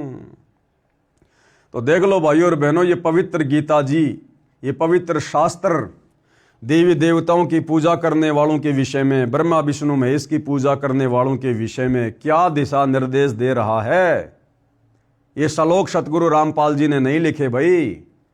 कोई ये सोचे कि भाई ये तो संत रामपाल जी ने अपनी तरफ से लिख दिए होंगे। भैया गीता मार्केट में मिलती है, या गीता प्रेस गोरखपुर से ले आओ, किसी भी धार्मिक पुस्तकों वाली दुकान से ले आओ, और गीता जी को आंखों के सामने रखो, और जो श्लोक जो अध्याय सतगुरु रामपाल जी बता रहे हैं एज इट इज, ऐसा का ऐसा उस गीता में लिखा हुआ मिलेगा। उसके बाद तो आप लोगों ने विश्वास करना चाहिए कि हम किस दिशा में जा रहे हैं। गीता अध्याय 16 श्लोक 20 में कहा है कि हे अर्जुन, वे मूढ़ कौन, जो देवी देवताओं की पूजा करते हैं, ब्रह्मा विष्णु महेश की भक्ति करते हैं, वे मूढ़ यानी मूर्ख मुझको न प्राप्त होकर, यानी काल की भक्ति करके उसके ब्रह्मलोक को प्राप्त ना होकर जन्म मरण में आसुरी योनि को प्राप्त होते हैं, फिर उससे भी अति नीच गति को प्राप्त होते हैं, यानी घोर नरक में गिरते हैं। उपरोक्त गीता के प्रकरण को समझने के लिए यानी प्रमाण के लिए कृपया पढ़ें और आंखों देखें उपरोक्त श्लोकों की फोटोकॉपियां, जो श्रीमद् भगवद गीता पदछेद अन्वय से है। ये गीता प्रेस गोरखपुर से प्रकाशित गीता है, जिसका नाम है गीता पदछेद अन्वय। ये गीता जी अब मैं आपको दिखाना चाहूँगा, ये वाली गीता जी है, ये जो मेरे हाथ में है, ये वाली गीता जी जो गीता प्रेस गोरखपुर से प्रकाशित है, जिसकी फोटोकॉपियां यहाँ पर सतगुरु रामपाल जी ने लगा रखी हैं। श्रीमद् भगवद गीता पदछेद अन्वय से है, जो भारत की प्रसिद्ध व विश्व स्तरीय गीता प्रेस गोरखपुर से मुद्रित तथा प्रकाशित है, तथा श्री जयदयाल गोविंद का द्वारा अनुवादित है। अब देखिएगा भाई और बहनों, ये तमाम फोटोकॉपियां इसी गीता जी की सतगुरु रामपाल जी ने लगा रखी है, जिन श्लोकों के विषय में आपको ऊपर बताया गया है।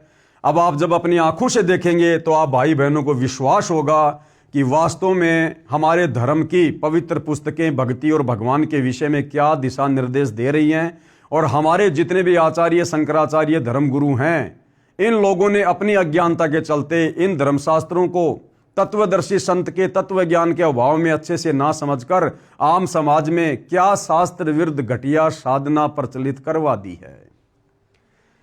गीता जी अध्याय 17 के कुछ श्लोकों की फोटोकॉपी, गीता अध्याय 17 श्लोक 1 की फोटोकॉपी आपकी आंखों के सामने है। हे कृष्ण, यानी अर्जुन सवाल कर रहा है, हे कृष्ण, जो मनुष्य शास्त्र विधि को त्याग कर, यानी गीता और वेदों में लिखी हुई भक्ति साधना को त्याग कर और श्रद्धा से युक्त हुए देवता आदि का पूजन करते हैं, देवादि का यानी देवता आदि का पूजन करते हैं, उनकी स्थिति फिर कौन सी है, सात्विक है अथवा राजसी है अथवा तामसी है। तो इसका जवाब गीता अध्याय 17 श्लोक 2 की फोटोकॉपी में है।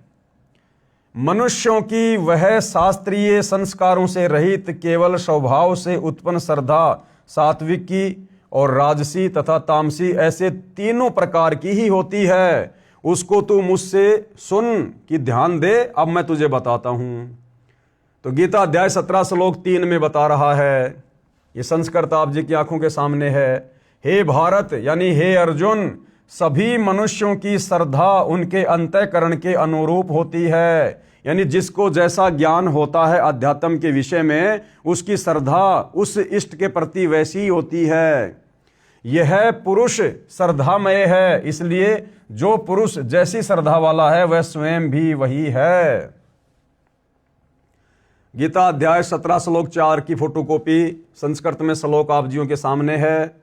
यानी सात्विक पुरुष, यानी सात्विक जो भगत होते हैं वो देवों को पूजते हैं। जो सात्विक प्रवृत्ति के जो व्यक्ति होते हैं वो देवी देवताओं की पूजा करते हैं, और देवी देवताओं की पूजा करने के लिए यही गीता अध्याय 17 श्लोक 20 और 23 में मना कर रही है कि देवी देवताओं की पूजा करने वाले मंद बुद्धि हैं, अल्प बुद्धि हैं, उनको पता ही नहीं है कि इस साधना से तुम्हारी कैसी दुर्गति होगी। तो जो सात्विक लोग होते हैं वो देवी देवताओं की पूजा करते हैं, और जो राजसी पुरुष होते हैं यक्ष और राक्षसों को, तथा अन्य जो तामस होते हैं, जो तामसी प्रवृत्ति के होते हैं, वे प्रेत और भूत गणों को पूजते हैं। विशेषकर शंकर जी को पूजने वाले तामसी प्रवृत्ति के लोग होते हैं। तो इन सब की अंत में दुर्गति होती है, इनका मोक्ष नहीं होता है, क्योंकि ये सारी की सारी साधना वेदों के विरुद्ध है, गीता के विरुद्ध है। अब गीता अध्याय 17 श्लोक 5 की फोटोकॉपी।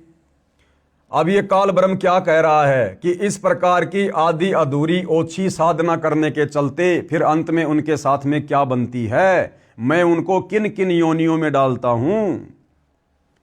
संस्कृत में श्लोक आप जी के सामने है। जो मनुष्य शास्त्र विधि से रहित केवल मन कल्पित घोर तप को तपते हैं, यानी गीता और वेदों के विरुद्ध मनमानी भक्ति साधना करते हैं। जैसे हमारे वर्तमान के धर्म गुरु अपने भक्तों को सलाह देते हैं, भैया बाबा श्याम जी की पैदल यात्रा में जाना चाहिए, बाबा रामदेव की पैदल यात्रा करनी चाहिए। तो ये पैदल यात्रा करना घोर तप करना, अपने शरीर में विराजमान देवी देवताओं को, इस काल ब्रह्म को दुखी करना। इसके अलावा मनमाना आचरण, मनमाने नामों का जाप करवाते हैं। राधे राधे श्याम मिला दे, हरे रामा हरे कृष्णा, राम राम सीताराम, जय जय राम, ओम नमो वासुदेव, ओम नमो भागवते वासुदेव, जय गणेश देवा।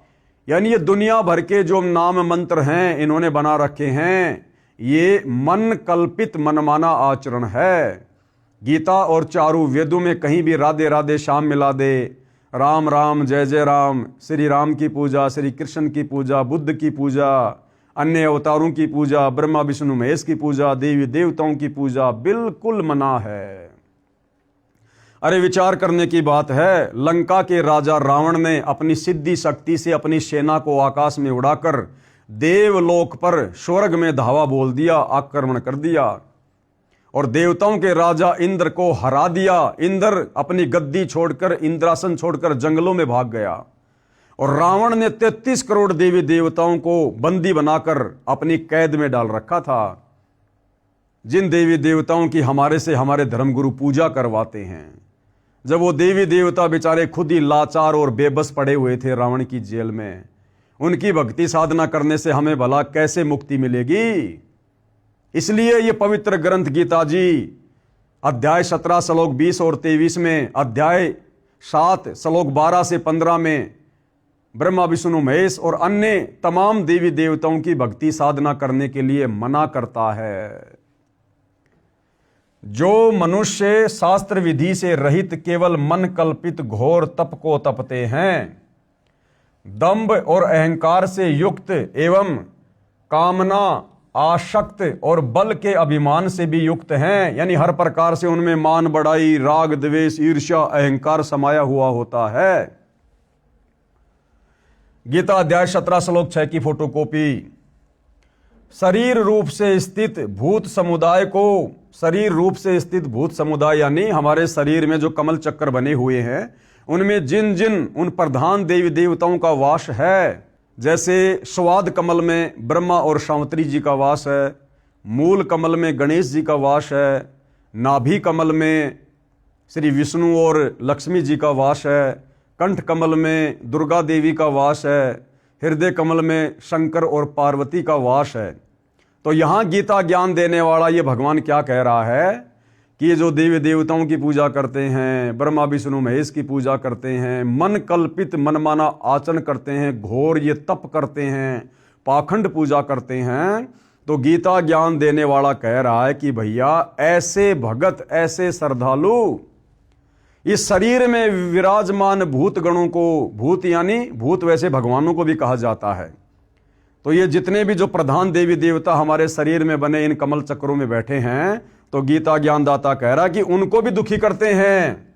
शरीर रूप में स्थित भूत समुदायों को और अंतःकरण में स्थित मुझ परमात्मा को भी कृश करने वाले हैं, अर्थात दुखी करने वाले हैं।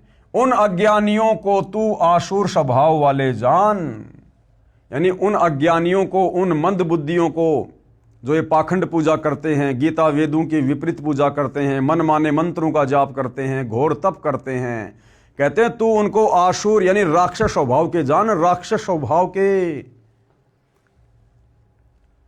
अध्याय 16 के कुछ श्लोकों की फोटोकॉपी, गीता अध्याय 16 श्लोक 17 की फोटोकॉपी। यहां पर संस्कृत में श्लोक लिखा हुआ है, यहां इसका अनुवाद है। वे अपने आप को ही श्रेष्ठ मानने वाले घमंडी पुरुष धन और माया के मद से युक्त होकर केवल नाम मात्र के यज्ञों द्वारा, यानी छोटी मोटी साधना करके, कोई भंडारा करके, पाखंड से शास्त्र विधि रहित यजन यानी पूजा पाठ करते हैं। यानी आज पूरा का पूरा हिंदू समाज इसी पाखंड पूजा पर आधारित है। गीता अध्याय 16 श्लोक 18 की फोटोकॉपी, संस्कृत में श्लोक आप जियों के सामने है। अहंकार, बल, घमंड, कामना और क्रोध आदि के प्रायण यानी वशीभूत होकर और दूसरों की निंदा करने वाले पुरुष यानी वो भगत अपने और दूसरों के शरीर में स्थित मुझ अंतर्यामी से द्वेष करने वाले हैं। ये काल कह रहा है कि इन देवी देवताओं की पूजा करने वाले पाखंड, अहंकार और घमंड से युक्त ये क्या करते हैं, ये मुझसे द्वेष करने वाले हैं, यानी ये मेरी भक्ति भी नहीं करते, ओम नाम की भक्ति भी नहीं करते, और ही पाखंड पूजाओं में, घटिया साधनाओं में लगे रहते हैं। गीता जी अध्याय 16 श्लोक 19 की फोटोकॉपी, संस्कृत में श्लोक आप जियों के सामने है। अब ये काल ब्रह्म गीता का ज्ञान देने वाला भगवान क्या कह रहा है, ऐसे भक्तों के विषय में, ऐसे साधकों के विषय में जो मनमानी भक्ति करते हैं, घोर तप को तपते हैं, देवी देवताओं की पूजा करते हैं, ब्रह्मा विष्णु महेश की पूजा करते हैं, तीर्थों पर जाते हैं, धामों पर जाते हैं, पैदल यात्रा करते हैं, मंदिर, मस्जिद, चर्च, गुरुद्वारों में जाते हैं, उनके विषय में क्या कहा जा रहा है कि उन द्वेष करने वाले पापाचारी, यानी वो हर प्रकार का पाप भी करते हैं, मुर्गी मार के वो खा जाएं, किसी भी प्रकार का मांस मटन वो खा लेते हैं, शराब वो पी लेते हैं, बीड़ी, सिगरेट, गुटखा, जर्दा, तमाकू, हुक्का, हर प्रकार का नशा वो करते हैं, इसलिए उनको पापाचारी भी कहा है। उन द्वेष करने वाले पापाचारी और क्रूर कर्मी यानी घोर से घोर निंदनीय कर्म करने वाले नराधमों को, नराधमों यानी मनुष्यों में नीच व्यक्तियों को मैं कौन, ये गीता का ज्ञान देने वाला भगवान संसार में बार बार आसुरी योनियों में ही डालता हूं, भूत प्रेत की योनियों में डालता हूं, भूत प्रेत की योनियों में। गीता अध्याय 16 श्लोक 20 की फोटोकॉपी, फिर आगे क्या कह रहा है ये गीता का ज्ञान देने वाला काल ब्रह्म अर्जुन से। हे अर्जुन, वे मूढ़ मुझको न प्राप्त होकर, यानी नीचे देवी देवताओं की पूजा करने वाले, पाखंड पूजा करने वाले, मंदिर, मस्जिद, चर्च, गुरुद्वारों की पूजा करने वाले, हे अर्जुन वे मूढ़ यानी मूर्ख मुझको न प्राप्त होकर ही जन्म जन्म में आसुरी योनियों को प्राप्त होते हैं, भूत प्रेत और पितर बनकर कष्ट भोगते हैं, उससे भी अति नीच गति को प्राप्त होते हैं, अर्थात घोर नरक में पड़ते हैं। देख लो भाइयों और बहनों, जो साधना हमारे पूर्वज सदियों से करते आ रहे थे तत्व ज्ञान के अभाव में, जो साधना कर करके हमारे बड़े बड़े धर्मगुरु ऋषि मुनि अपना शरीर छोड़ने के बाद दुर्गति को प्राप्त हुए, तो विचार करो भाइयों और बहनों, इस पवित्र ग्रंथ गीता जी के अनुसार यदि हम शास्त्र विधि को त्याग के मनमाना आचरण करेंगे, देखा देखी दंत कथा वाली लोक वेद वाली भक्ति करेंगे, आंख बंद करके भक्ति करेंगे, तत्वदर्शी संत की सुसंगति में आकर उनसे उपदेश लेकर भक्ति नहीं करेंगे, तो आप और हमारे साथ भी फिर अंत समय में यही बनेगी। हमें भी आसुरी योनियों में जाना पड़ेगा, भूत प्रेत बनना पड़ेगा और फिर नरक भी भोगना पड़ेगा। अब गीता अध्याय 16 श्लोक 23 क्या कह रहा है कि ये जो तमाम प्रकार की पूजा पाठ जो लोग कर रहे हैं, जिनका शास्त्रों में कहीं कोई उल्लेख नहीं है, जो शास्त्र विधि रहित भक्ति साधना है, कहते हैं ये तो मनमाना आचरण है, मनमाना आचरण। और गीता अध्याय 16 श्लोक 23 में गीता का ज्ञान देने वाला ये भगवान काल ब्रह्म क्या कह रहा है? जो पुरुष शास्त्र विधि को त्याग कर अपनी इच्छा से मनमाना आचरण करता है, वह नए सिद्धि को प्राप्त होता है। यानी उस भक्ति से उसको कोई सिद्धि नहीं होगी, कोई लाभ नहीं होगा, कोई कार्य सिद्ध नहीं होगा, न उसकी कोई परम गति होगी और ना उसको किसी प्रकार का सुख मिलेगा, क्योंकि उसका जन्म मरण का रोग समाप्त नहीं होगा। और जन्म मरण समाप्त नहीं हुआ तो बार बार जन्म लेगा, कभी पशु का, कभी पक्षी का, कभी मनुष्य का, कभी नरक में जाएगा। तो वो कभी भी सुखी नहीं हो सकता जो जन्म और मरण में है। आगे गीता अध्याय 16 श्लोक 24 में क्या कहा जा रहा है कि भैया फिर इसका क्या उपाय है, फिर भक्ति साधना कैसे करें, किस चीज को आधार माने कि क्या भक्ति सही है, क्या भक्ति गलत है। इससे तेरे लिए इस कर्तव्य और अकर्तव्य की व्यवस्था में, यानी कौन सी भक्ति करनी चाहिए, कौन सी भक्ति नहीं करनी चाहिए, अर्जुन इस व्यवस्था में तेरे लिए शास्त्र ही प्रमाण है। और हिंदू धर्म के मुख्य शास्त्र हैं चारों वेद और गीता। और जो व्यक्ति गीता और चारों वेदों के अनुसार बताई साधना नहीं करता है, वो मनमाना आचरण कर रहा है। ऐसा जानकर तू शास्त्र विधि से नियत कर्म करने योग्य है, अर्थात तेरे को शास्त्र विधि अनुसार ही भक्ति साधना करनी चाहिए। मनमाना आचरण करके दुर्गति को प्राप्त नहीं होना चाहिए। गीता जी अध्याय 7 श्लोक 12 की फोटोकॉपी संस्कृत में श्लोक आप जियों के सामने है। और भी जो सत्व गुण से उत्पन्न होने वाले भाव हैं और जो रजोगुण से उत्पन्न होने वाले भाव हैं, उनको तू मुझसे ही होने वाला जान। अब ध्यान से पढ़ना भाइयों और बहनों। अब ये गीता का ज्ञान देने वाला भगवान काल ब्रह्म अर्जुन से क्या कह रहा है? और भी जो सत्व गुण से उत्पन्न होने वाले भाव हैं। सतोगुण प्रधान देवता कौन है? श्री विष्णु जी। और रजोगुण प्रधान देवता श्री ब्रह्मा जी और तमोगुण प्रधान देवता श्री शंकर जी। ये काल कह रहा कि इन तीनों देवताओं से उत्पन्न होने वाले जो भी भाव हैं, उनका मुख्य कारण मैं ही हूं। यानी तीनों देवता मेरे अंडर में हैं, ये मेरे बेटे हैं। और इनकी भक्ति से जो थोड़ा बहुत लाभ तुम्हें प्राप्त होता है थोड़े समय के लिए, उसका मूल कारण मैं ही हूं। यानी मेरी साधना करके, तप करके, ओम नाम का जाप करके ये तीनों देवता थोड़ी बहुत शक्ति मेरे से ही प्राप्त करते हैं।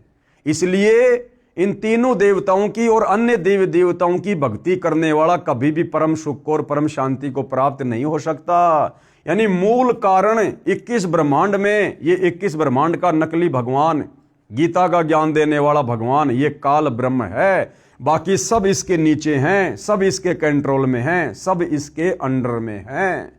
इसलिए ये कह रहा कि और भी जो सत्वगुण से, रजोगुण से, तमोगुण से उत्पन्न होने वाले भाव हैं, उन सबको तू मुझसे ही होने वाला जान। यानी ब्रह्मा जी को रजोगुण किसने बनाया? इस काल ब्रह्म ने। विष्णु जी को सतोगुण प्रधान देवता किसने बनाया? इस काल ब्रह्म ने। और शंकर जी को तमोगुण प्रधान देवता किसने बनाया? इस काल ब्रह्म ने। क्यों बनाया? अपने स्वार्थ के लिए बनाया, अपने भोजन के जुगाड़ के लिए बनाया। क्योंकि इसको प्रतिदिन 1 लाख मनुष्य शरीरधारी स्त्री या पुरुषों के सूक्ष्म शरीर से निकली गंध, वासना, वो मैल खाने का श्राप लगा हुआ है। ये स्वयं किसी के सामने प्रकट नहीं होता है, इसका अटल नियम है, विधान है। ये अपने ओरिजिनल रूप में किसी के सामने प्रकट नहीं होता। और अपने भोजन की व्यवस्था इसने अपने तीनों पुत्रों ब्रह्मा विष्णु महेश के माध्यम से करवा रखी है। रजोगुण के प्रभाव से ब्रह्मा जी आप और हमें संतान उत्पन्न करने के लिए विवश करता है। और एक परिवार में बांध के रखता है हमारे को विष्णु जी का शतोगुण, और तमोगुण शंकर जी के माध्यम से फिर ये मन मुटाव करवा कर, लड़ाई झगड़ा करवा कर, द्वेष करवा कर, एक्सीडेंट में या बीमारी में जैसे भी ये अंत में हमारी मृत्यु करवा देता है। और मृत्यु होने के बाद सीधे हम इसके ब्रह्मलोक में जाते हैं एक बार, जहाँ पर इसने तपतशिला बना रखी है, आग की जलती हुई बहुत गर्म टुकड़ी। वहाँ पर हमारे को ये सूक्ष्म शरीर में भूनता है। सूक्ष्म शरीर में जीव मरता नहीं है, लेकिन पीड़ा वर्तमान शरीर से भी कई गुना ज़्यादा होती है। और जीवन भर में हमने जो भी कुछ खाया पिया होता है, अच्छा बुरा, चटपटा, शराब वगैरह, तीखा कड़वा मीठा, मांस मदिरा, वो सारी वासना सूक्ष्म शरीर में जमा होती है। वो सूक्ष्म वासना को ये वहाँ पर गर्म करके छुड़वाता है। जैसे किसी बर्तन के ऊपर मैल जमा हो जाता है, तो बर्तन का मैल साफ करने वाला उसे बहुत तेज आग में रख कर उसको तपाता है, उसके बाद वो मैल छूटता है। तो वहाँ पर ये सूक्ष्म शरीर में आत्मा बड़ी दुखी होती है, बड़ी पीड़ा होती है इसको। इस प्रकार से वो इसका भोजन है। इसलिए भाइयों और बहनों, इसने अपने तीनों पुत्रों ब्रह्मा विष्णु महेश के माध्यम से हमारे को कर्म बंधनों में बांध रखा है, तीनों गुणों में हमारे को जकड़ रखा है। और यदि हम इस कर्म बंधन से छूट सकते हैं, इन तीनों गुणों के प्रभाव से दूर होकर शत भक्ति कर सकते हैं, तो केवल तत्वदर्शी संत की शरण में आकर, क्योंकि तत्वदर्शी संत इन तीनों गुणों और इस काल के प्रभाव से दूर होता है, क्योंकि वो तत्वदर्शी संत स्वयं परम अक्षर ब्रह्म होता है, तीनों लोकों में प्रवेश करने वाला, सबका धारण पोषण करने वाला कबीर देव होता है। इसलिए भाइयों और बहनों, मुक्ति का दूसरा रास्ता पृथ्वी पर कहीं और नहीं है। तो क्या कह रहा है ये काल ब्रह्म?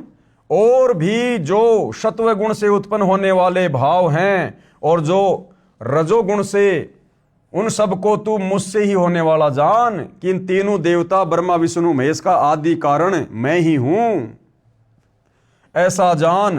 परंतु वास्तव में उनमें मैं और वे मुझ में नहीं हैं, लेकिन वो मेरे में और मैं उनमें नहीं हूं। इसका मतलब गुरुदेव ने क्या बताया कि मैं उनसे अलग रहता हूं, मैं उनसे अलग रहता हूं, ब्रह्मलोक में रहता हूं, लेकिन मेरी माया से ही वो सारे कार्य करते हैं। जगत को करते हुए दिखाई देते हैं ये तीनों देवता, परंतु उसका आदि कारण, मूल कारण मैं ब्रह्म हूं। मेरी शक्ति से, मेरे प्रभाव से ये तीनों देवता कार्य कर रहे हैं। ये है भाइयों और बहनों इसका अर्थ। विशेष अब पूज्य गुरुदेव भगवान क्या समझाना चाहते हैं? विशेष गीता ज्ञान दाता ने कहा है, किसने? काल ब्रह्म ने, कि रजगुण ब्रह्मा जी से उत्पत्ति, सतगुण विष्णु जी से स्थिति तथा तमगुण शिव जी से संहार होता है। ये सब मेरे लिए है, क्योंकि इसको भोजन चाहिए, मेरा आहार बनता रहे। गीता ज्ञान दाता काल है, जो स्वयं गीता अध्याय 11 श्लोक 32 में अपने को काल कहता है। यह श्रापवश 1 लाख मानव को प्रतिदिन खाता है। इसलिए कहा है कि जो रजगुण ब्रह्मा जी, सतगुण विष्णु जी तथा तमगुण शिव जी से हो रहा है, उसका निमित्त मैं हूं, परंतु मैं इनसे यानी ब्रह्मा विष्णु महेश से भिन्न हूं। यानी इस काल के रिमोट से ये ब्रह्मा विष्णु महेश तीनों देवता काम करते हैं। तो भाइयों बहनों, रिमोट चलाने वाला अलग होता है और टीवी अलग होता है, लेकिन वो रिमोट से टीवी चलता है। तो ये जो काल ब्रह्म है, ये अपने ब्रह्म लोक में रहता है और यहाँ अपने रिमोट से ब्रह्मा विष्णु महेश के माध्यम से पूरी सृष्टि के जीवों को कर्म बंधनों में, तीनों गुणों में, रजगुण, सतगुण और तमगुण में बांध के रखता है। उसके बाद गीता अध्याय 7 श्लोक नंबर 13 की फोटोकॉपी, ये संस्कृत में श्लोक आप जियों के सामने है। गुणों के कार्य रूप यानी रजगुण ब्रह्मा, सतगुण विष्णु, तमगुण शिव जी के कार्य रूप सात्विक, राजस और तामस, इन तीनों प्रकार के भावों से यह सारा संसार, प्राणी समुदाय मोहित हो रहा है। ये काल कह रहा है कि तीनों गुणों ब्रह्मा विष्णु महेश और उनसे निकलने वाले गुण, रजगुण, सतगुण, तमगुण, इन तीनों गुणों के प्रभाव से ये पूरा मानव समुदाय ये प्रभावित रहता है। यानी तीनों गुणों से ही ये प्राणी चलते हैं। इन तीनों गुणों से परे मुझ अविनाशी को नहीं जानता। इन तीनों गुणों से परे ये गीता का ज्ञान देने वाला काल भगवान कह रहा है कि मुझ अविनाशी को नहीं जानते, यानी मुझ ब्रह्म के बारे में कि मैं ब्रह्मलोक में रहता हूं, मेरा ओम नाम का जाप है, मेरी साधना करने वाला ब्रह्मलोक में चला जाता है। कह रहा है कि इन तीनों के माया से प्रभावित होकर, श्री ब्रह्मा जी के रजोगुण से प्रभावित होकर, श्री विष्णु जी के सतोगुण से प्रभावित होकर और शंकर जी के तमोगुण से प्रभावित होकर ये जन समुदाय यानी एक ब्रह्मांड के सारे प्राणी ये इतने प्रभावित हैं कि ये मुझ काल ब्रह्म को भी नहीं जानते। और यहां इसने जो अपने आप को अविनाशी कहा है, अविनाशी यानी जिसका कभी विनाश नहीं होता, इसने अविनाशी अपने को सिर्फ इसलिए कहा है क्योंकि इसकी मृत्यु बहुत लंबे समय बाद होती है। ब्रह्मा विष्णु महेश तो करोड़ों अरबों बार खत्म हो जाते हैं, तब कहीं जाकर ये काल मरता है, एक बार इसका शरीर छूटता है, जैसा कि परमात्मा जी ने विधान बना रखा है। तो ये इन तीनों से उत्तम है, इसलिए अपने आप को अविनाशी कह रहा है। आगे चलिए भाइयों और बहनों, गीता अध्याय 7 श्लोक नंबर 14 की फोटोकॉपी श्लोक आप जियों के सामने है। और क्या कहा जा रहा है? क्योंकि यह अलौकिक अर्थात अति अद्भुत त्रिगुणमयी मेरी माया बड़ी दस्तूर है। ये काल ब्रह्म क्या कह रहा है ब्रह्मा विष्णु महेश के बारे में? क्योंकि यह अलौकिक अर्थात अति अद्भुत त्रिगुणमयी माया, रजगुण ब्रह्मा सतगुण विष्णु, ये मेरी माया बड़ी दुस्तर है, यानी बड़ी खतरनाक है। परंतु जो पुरुष केवल मुझको ही निरंतर भजते हैं वे इस माया को उल्लंघन कर जाते हैं, अर्थात संसार से तर जाते हैं। अब ये काल ब्रह्म क्या कह रहा है कि वैसे तो ये ब्रह्मा विष्णु महेश से निकल रही माया, रजगुण सतगुण तमगुण, ये बड़ी दस्तूर है, बड़ी खतरनाक है, जिसने एक ब्रह्मांड के सारे प्राणियों को मोहित कर रखा है। फिर ये काल क्या कहता है? परंतु जो व्यक्ति इस त्रिगुणमयी माया से ऊपर उठकर, यानी ब्रह्मा विष्णु महेश की रजगुण सतगुण और तमगुण इस माया से, जिस माया ने एक ब्रह्मांड के सभी प्राणियों को जकड़ रखा है, मोहित कर रखा है, कहते हैं जो इस त्रिगुणमयी माया से ऊपर उठकर और मुझ काल ब्रह्म की भक्ति करते हैं, मेरे ओम नाम का जाप करते हैं, वे इस माया को उल्लंघन कर जाते हैं, अर्थात संसार से तर जाते हैं। संसार से तरने का मतलब ब्रह्मा विष्णु महेश की भक्ति ना करके और जो मुझ काल ब्रह्म की भक्ति करते हैं वो लंबे समय तक मेरे ब्रह्म लोक में आनंद से रहेंगे। लेकिन भाई ब्रह्म लोक में गया हुआ साधक भी पुनरावृत्ति में है। कहने का मतलब है कि ब्रह्मा विष्णु महेश की भक्ति से तो मुझ काल ब्रह्म की भक्ति कर लो, वो लाख गुना अच्छी है। भले तुम्हारा जन्म मरण समाप्त नहीं होगा, गधे कुत्ते बनना समाप्त नहीं होगा, लेकिन महास्वर्ग में ब्रह्मा विष्णु महेश की तुलना में तुम काफी लंबे समय तक रहोगे। इसके कहने का मतलब यह है कि ब्रह्मा विष्णु महेश की पूजा से तो मुझ काल की पूजा अच्छी है, उत्तम है।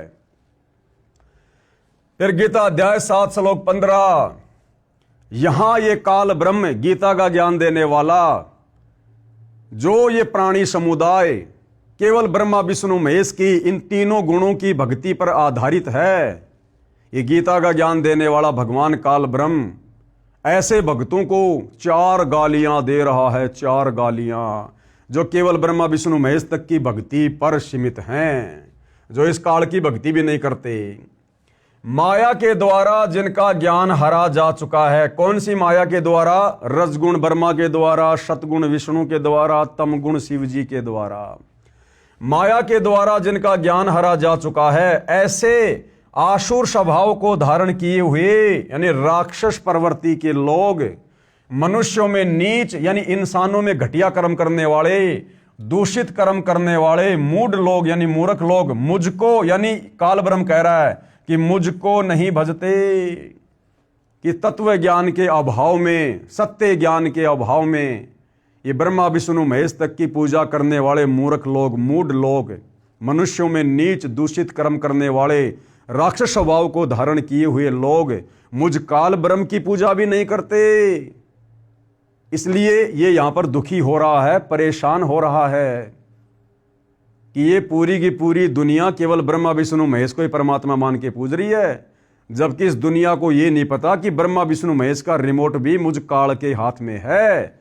ये त्रिगुणमयी माया, रजगुण ब्रह्मा, सतगुण विष्णु, तमगुण शिव जी, ये काल ब्रह्म कह रहा है कि मेरे रिमोट से काम करते हैं और ये दुनिया मुझे नहीं पूजती, केवल इन्हीं की भक्ति तक सीमित है और 84 लाख योनियों में नरक में बार बार चक्कर काटती रहती है।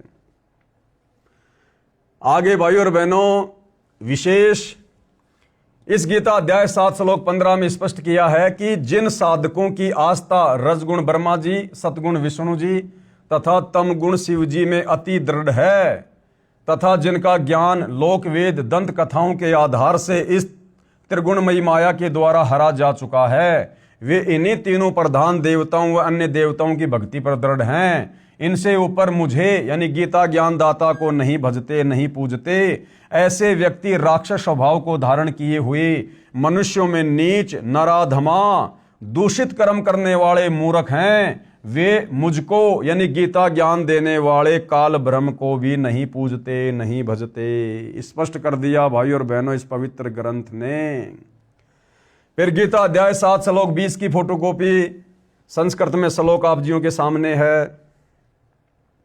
और हे अर्जुन, ये काल ब्रह्म कह रहा है कि हे अर्जुन, उन भोगों की कामना द्वारा जिनका ज्ञान हरा जा चुका है, वे लोग अपने स्वभाव से प्रेरित होकर उस नियमों को धारण करके अन्य देवताओं को भजते हैं अर्थात पूजते हैं। गीता अध्याय 7 श्लोक 21 की फोटोकॉपी संस्कृत में श्लोक आप जियों के सामने है। जो सकाम भगत जिस जिस देवता के स्वरूप को श्रद्धा से पूजता है, चाहता है, उस भगत की श्रद्धा को मैं उसी देवता के प्रति स्थिर करता हूं। यानी कहने का मतलब है कि जो भगत तत्व ज्ञान के अभाव में जिन जिन देवताओं की पूजा करता है, जिस भी श्रद्धा भाव से, उनको थोड़ा बहुत लाभ जो भी मिलता है उन देवी देवताओं की पूजा से, भक्ति से, ये काल कह रहा है कि वो मैं ही देता हूं। फिर गीता अध्याय 7 श्लोक 22 की फोटोकॉपी संस्कृत में श्लोक आप जियों के सामने है। और क्या कहा जा रहा है? वह पुरुष उस श्रद्धा से युक्त होकर उस देवता का पूजन करता है और उस देवता से मेरे द्वारा ही विधान किए हुए उन इच्छित भोगों को निसंदेह प्राप्त करता है। यानी तत्व ज्ञान के अभाव में, संपूर्ण अध्यात्म की अभाव में जो इस पृथ्वी के प्राणी, स्त्री, पुरुष जो उन देवी देवताओं की भी पूजा करते हैं, तो उन देवी देवताओं से भी जो थोड़ा बहुत लाभ मिलता है, ये काल कहता है कि वो विधान भी मैंने बना रखा है, वो भी मेरी ही शक्ति से वो देवी देवता उनको थोड़ा बहुत कुछ देते हैं।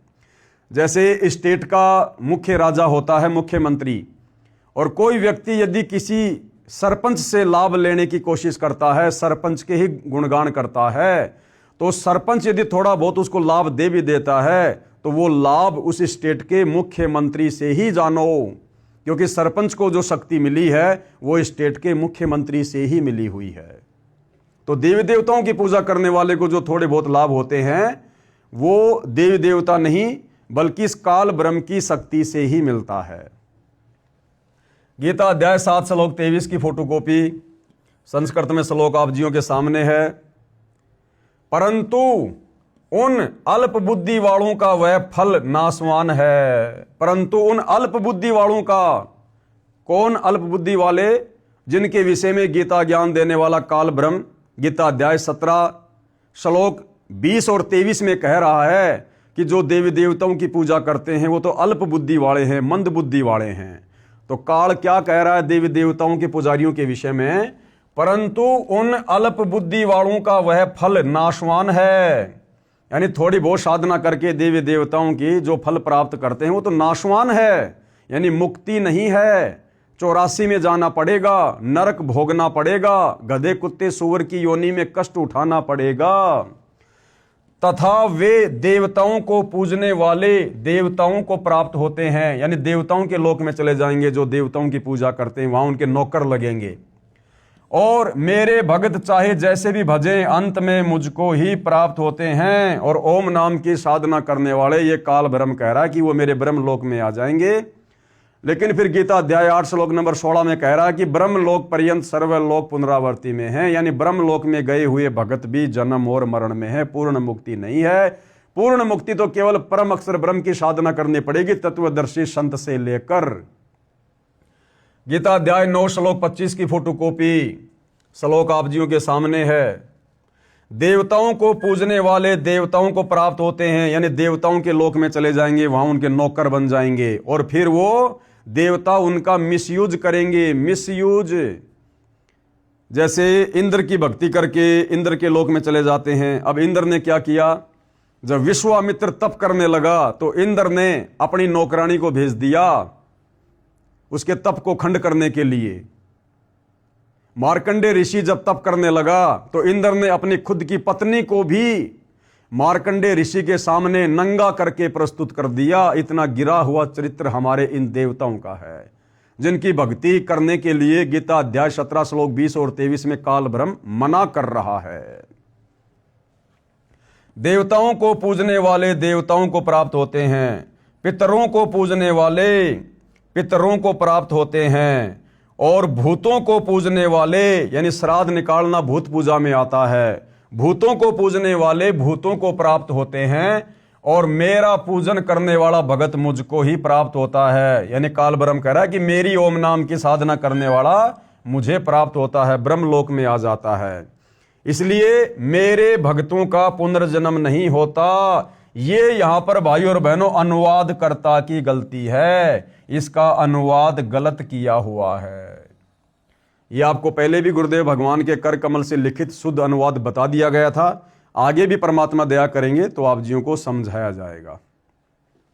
विशेष जानकारी प्रश्न 13। अब हिंदू साहिबान कहेंगे कि पुराणों में श्राद्ध करना, कर्मकांड करना बताया है, तीर्थों पर जाना पुण्य बताया है, ऋषियों ने तप किए, क्या उनको भी हम गलत माने? श्री ब्रह्मा जी ने, श्री विष्णु जी तथा श्री शिव जी ने भी तप किए, क्या वे भी गलत करते हैं? अरे भाई, इतना सब कुछ इस पुस्तक में क्लियर कर दिया गया है कि ये तपस्या करना, मनमानी भक्ति करना, ये चारों वेदों में, गीता जी में मना है। और ये जितने भी ये पुराण हैं, ये इन ऋषियों का खुद का भक्ति अनुभव है। इन पुराणों का ज्ञान 99% वेद और गीता से मेल नहीं खाता है। इसलिए पुराणों के अनुसार भक्ति करने से मुक्ति नहीं हो सकती, हम दुर्गति से नहीं बच सकते। तो उत्तर दे रहे हैं गुरुदेव, ऊपर श्रीमद् भगवत गीता से स्पष्ट कर दिया है कि जो घोर तप करते हैं वे मूर्ख हैं, पापाचारी और क्रूर कर्मी हैं। चाहे कोई ऋषि हो या अन्य, उनको वेदों का कै ख का भी ज्ञान नहीं था। इसीलिए तो सतगुरु रामपाल जी बार बार कहते हैं कि भाई अध्यात्म के विषय में ये ब्रह्मा विष्णु महेश भी फैल हैं, यानी ब्रह्मा विष्णु महेश को भी अध्यात्म का ज्ञान नहीं है। श्री ब्रह्मा जी को भी वेदों का पूर्ण ज्ञान नहीं। फिर ब्रह्मा जी ने जो चारों वेद अपने वंशजों को दिए, मनु आदि को, उनको भी वेदों का ज्ञान नहीं। फिर आगे चलकर ये वेद साधना भी लुप्त होती चली गई, तो उन ऋषि महर्षियों को फिर वेदों का ज्ञान कहां से हो जाएगा, जो सतयुग में, त्रेता में और द्वापर में थे। और उन्होंने मनमानी पूजा साधना की, जंगलों में जाकर तपस्या की, घोर तप किए, जो तप करने के लिए गीता जी मना कर रही है। तो भाई ये जो अध्यात्म का संपूर्ण मार्ग है, संपूर्ण ज्ञान है, ये 21 ब्रह्मांड में 21 ब्रह्मांड के स्वामी काल ब्रह्म को भी नहीं है। ये काल ब्रह्म भी सतलोक के विषय में पूरी तरह से नहीं जानता है। इसीलिए तो गीता अध्याय 4 श्लोक नंबर 34 में इसने अर्जुन से कहा कि भाई किसी तत्वदर्शी संत की खोज कर ले। अगर इस काल ब्रह्म को, गीता के ज्ञान देने वाले भगवान को ज्ञान होता, उस तत्व ज्ञान के विषय में ये जानता, तो फिर अर्जुन को तत्वदर्शी संत की शरण में जाने की सलाह क्यों दे रहा है? अगर इसको तत्व ज्ञान होता तो 2-4 श्लोक और लिख देता कि ये है वो तत्व ज्ञान। कौन सा भाई कागज कम पड़ रहा था या स्याही कम पड़ रही थी? तो भाई और बहनों, वो तत्व ज्ञान तो परम अक्षर ब्रह्म, कबीर देव, सत्य पुरुष इस पृथ्वी पर स्वयं ही तत्वदर्शी संत के रूप में प्रकट होकर समझाता है और निसंदेह वर्तमान में वह तत्व ज्ञान सतगुरु रामपाल जी समझा रहे हैं।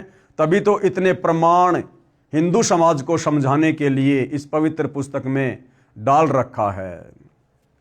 सामान्य हिंदू को तो होगा कहां से भाई, जब ब्रह्मा विष्णु महेश ही तप किया करते थे, वेदों विरुद्ध साधना किया करते थे, तो जब ब्रह्मा विष्णु महेश को भी वेद ज्ञान नहीं है तो सामान्य ऋषियों को, संतों को, बेचारों को कहां से होगा। और फिर वर्तमान के जो सामान्य हिंदू हैं फिर उनको कहां से होगा। सामान्य हिंदू को तो होगा कहां से। गीता में तीर्थों पर जाना कहीं नहीं लिखा है, इसलिए तीर्थ भ्रमण गलत है। शास्त्र विधि त्याग कर मनमाना आचरण है जो गीता में व्यर्थ कहा है। अगला सवाल किया है प्रश्न 14, क्या पुराण शास्त्र नहीं है। उत्तर, पुराणों का ज्ञान ऋषियों का अपना अनुभव है। वेद व गीता प्रभुदत्त यानी गॉड गिवन ज्ञान है जो सत्य है। ऋषियों ने वेदों को पढ़ा लेकिन ठीक से नहीं समझा, जिस कारण से लोकवेद यानी एक दूसरे से सुने ज्ञान को उस आधार से साधना की। कुछ ज्ञान वेदों से लिया, यानी ओम नाम का जाप यजुर्वेद अध्याय 40 श्लोक 15 से ले लिया, और तप करने का ज्ञान ब्रह्मा जी से ले लिया। तप करने की सलाह वेदों में नहीं है। तो इन ऋषियों ने क्या किया कि ओम नाम का मंत्र तो निकाल लिया यजुर्वेद से, और ब्रह्मा जी से इन्होंने ये तप करने का ज्ञान ले लिया, क्योंकि ब्रह्मा जी को वेद ज्ञान नहीं था। ब्रह्मा जी को काल ने आकाशवाणी कर दी थी जब ये कमल के फूल पर बैठा हुआ था कि तप करो तप करो, तो ब्रह्मा जी ने उस काल की आकाशवाणी को परमात्मा की आकाशवाणी समझकर तप करना शुरू कर दिया। तो ब्रह्मा जी की देखा देखी फिर नीचे ऋषियों ने करना शुरू कर दिया। तो इन पुराणों में कंप्लीट ज्ञान मुक्ति वाला नहीं है, भक्ति वाला नहीं है, अध कचरा ज्ञान है जो हमारे किसी काम का नहीं है। कुछ ज्ञान वेदों से लिया, यानी ओम नाम का जाप यजुर्वेद अध्याय 40 श्लोक 15 से लिया। तप करने का ज्ञान ब्रह्मा जी से लिया। खिचड़ी ज्ञान के अनुसार साधना करके सिद्धियां प्राप्त करके किसी को श्राप किसी को आशीर्वाद देकर जीवन नष्ट कर गए। गीता में कहा है कि जो मनमाना आचरण यानी शास्त्र विधि त्याग कर साधना करते हैं उनको कोई लाभ नहीं होता, यानी उनकी मुक्ति नहीं होती, जन्म मरण से पीछा नहीं छूटता। जो घोर तप को तपते हैं वे राक्षस स्वभाव के हैं, राक्षस स्वभाव के। अब भाइयों और बहनों, वेदों के विरुद्ध साधना करने वाले साधक, वो चाहे ब्रह्मा विष्णु महेश रहे हों, चाहे देवता रहे हों, चाहे नर और नारायण रहे हों, या फिर हमारे जितने भी साधु संत महात्मा ऋषि मुनि हैं, विश्वामित्र जी, दुर्वासा जी, वशिष्ठ जी, चाहे ये रहे हों, ये सब के सब आसुर स्वभाव को धारण किए हुए ही थे। कभी भी सद्बुद्धि प्राप्त नहीं हो सकती, नीच कर्म करने से पीछे नहीं हट सकते। और इन ऋषि मुनियों का जो हमारे लिए वर्तमान में अज्ञान आधार से बड़े आदरणीय और सम्माननीय हैं, जिनको हम परम संत परम ऋषिजन मानकर उनकी महिमा किया करते थे, अब आगे हम गुरुदेव भगवान के आशीर्वाद से पढ़ेंगे उनके जीवन चरित्र को, उनके इतिहास को, कि जिनको हम बहुत बड़े तपस्वी माना करते थे, बहुत बड़े भगत माना करते थे, असल में उनका चरित्र क्या था। उस साधना के करने के चलते उनके स्वभाव में, उनके आचरण में साधुता क्यों नहीं आई, भक्ति अंदर प्रवेश क्यों नहीं आ पाई। तपस्या करके उन्होंने अपनी बैटरी चार्ज कर ली और उससे फिर उन्होंने किसी का अच्छा कर दिया, किसी को शराब देके उसका बुरा कर दिया, और समाज में झूठी महिमा प्राप्त करके वो एटम बम बन के घूमते रहे, और डर के मारे दुनिया उनको नमस्कार करती रही कि महाराज जी को कुछ ज्यादा बोल देंगे, सवाल जवाब कर लेंगे तो महाराज जी कहीं हमें श्राप ना दे दें, हमारा सत्यानाश ना हो जाए। तो ये राजा लोग और ये दुनिया वाले डर के मारे उन साधु संतों का आदर किया करते थे। हृदय से विश्वामित्र का, दुर्वासा ऋषि का, वशिष्ठ का, मार्कंडे ऋषि का, ये राजा लोग और आम जनता आदर सत्कार नहीं किया करती थी। तो इसके विषय में भाइयों और बहनों हम विशेष चर्चा, विशेष ज्ञान अगले एपिसोड में प्राप्त करेंगे। इसी पवित्र पुस्तक जिसको सतगुरु रामपाल जी परमेश्वर जी ने अपने कर कमल से लिखा है, हिंदू समाज व पूरे विश्व के मानव समाज पर एक विशेष उपकार करते हुए, पुस्तक का नाम है हिंदू साहिबान नहीं समझे गीता वेद पुराण। तो आज के वीडियो में भाई और बहनों केवल इतना ही। प्रार्थना करूंगा हिंदू समाज से जुड़े भाई बहनों से थोड़ा निष्पक्ष रूप से धैर्य के साथ आप जी इस पुस्तक को पढ़िए और इसमें जो प्रमाण दिए गए हैं हिंदू समाज के पवित्र धर्मशास्त्रों से वो भी आपकी आंखों के सामने रखे जा रहे हैं, दिखाए जा रहे हैं। उसके बाद तो किसी को कोई शंका नहीं होनी चाहिए। तो आप जी मनुष्य जीवन प्राप्त हैं, विशेष बुद्धि परमात्मा ने मनुष्य को बख्शी हुई है। हम चिंतन मनन कर सकते हैं, विचार विमर्श कर सकते हैं, नहीं समझ में आता है एक दूसरे से सलाह ले सकते हैं। और भाई और बहनों, ये मनुष्य जन्म केवल हमें शत भक्ति करके सदगति प्राप्त करने के लिए मिला है, जन्म मरण से छुटकारा प्राप्त करने के लिए मिला है। इसलिए अब इस मौके को ना चूकिए। परमात्मा स्वयं तत्वदर्शी संत के रूप में धरती पर प्रकट है, लेकिन सबसे पहले उनके ज्ञान को समझना जरूरी है। अगर ज्ञान समझ में नहीं आएगा तो हमें कोई भी उनकी भक्ति साधना से भ्रमित कर देगा। इसलिए यदि भक्ति पर लंबी रेस का घोड़ा बनना है, अंत समय तक दृढ़ता के साथ भक्ति करनी है, तो पहले ज्ञान को समझना बहुत जरूरी है। क्योंकि परमात्मा कहते हैं ज्ञान संपूर्ण हुआ नहीं, हृदय नहीं छिदाए, यानी दिल में जगह बनी नहीं, और देखा देखी भक्ति का भाई रंग नहीं ठहराए। ऐसे भगत को जिसको ज्ञान अच्छे से समझ में नहीं आया, ऐसे भगत को कोई भी व्यक्ति भक्ति मार्ग से अटपट करके विचलित कर सकता है। तो आप जी किसी भी प्रकार से भक्ति मार्ग से विचलित ना हो, इसके लिए सर्वप्रथम आपका ये दायित्व है कि आप सतगुरु रामपाल जी के कर कमल से लिखित पुस्तकें या उनके मुख कमल से बोले गए प्रवचनों को, सत्संगों को जेब से मोबाइल निकालकर यूट्यूब पर सुनिए और दृढ़ हो जाइए, और उसके बाद उनसे उपदेश लेकर अपनी आत्मा के कल्याण के मार्ग में आगे बढ़िए। तो आज के वीडियो में केवल इतना ही। पूज्य गुरुदेव भगवान हम सबको आशीर्वाद दे, आज्ञा दे, सद्बुद्धि दे। बंदी छोड़ सतगुरु रामपाल जी भगवान की जय हो।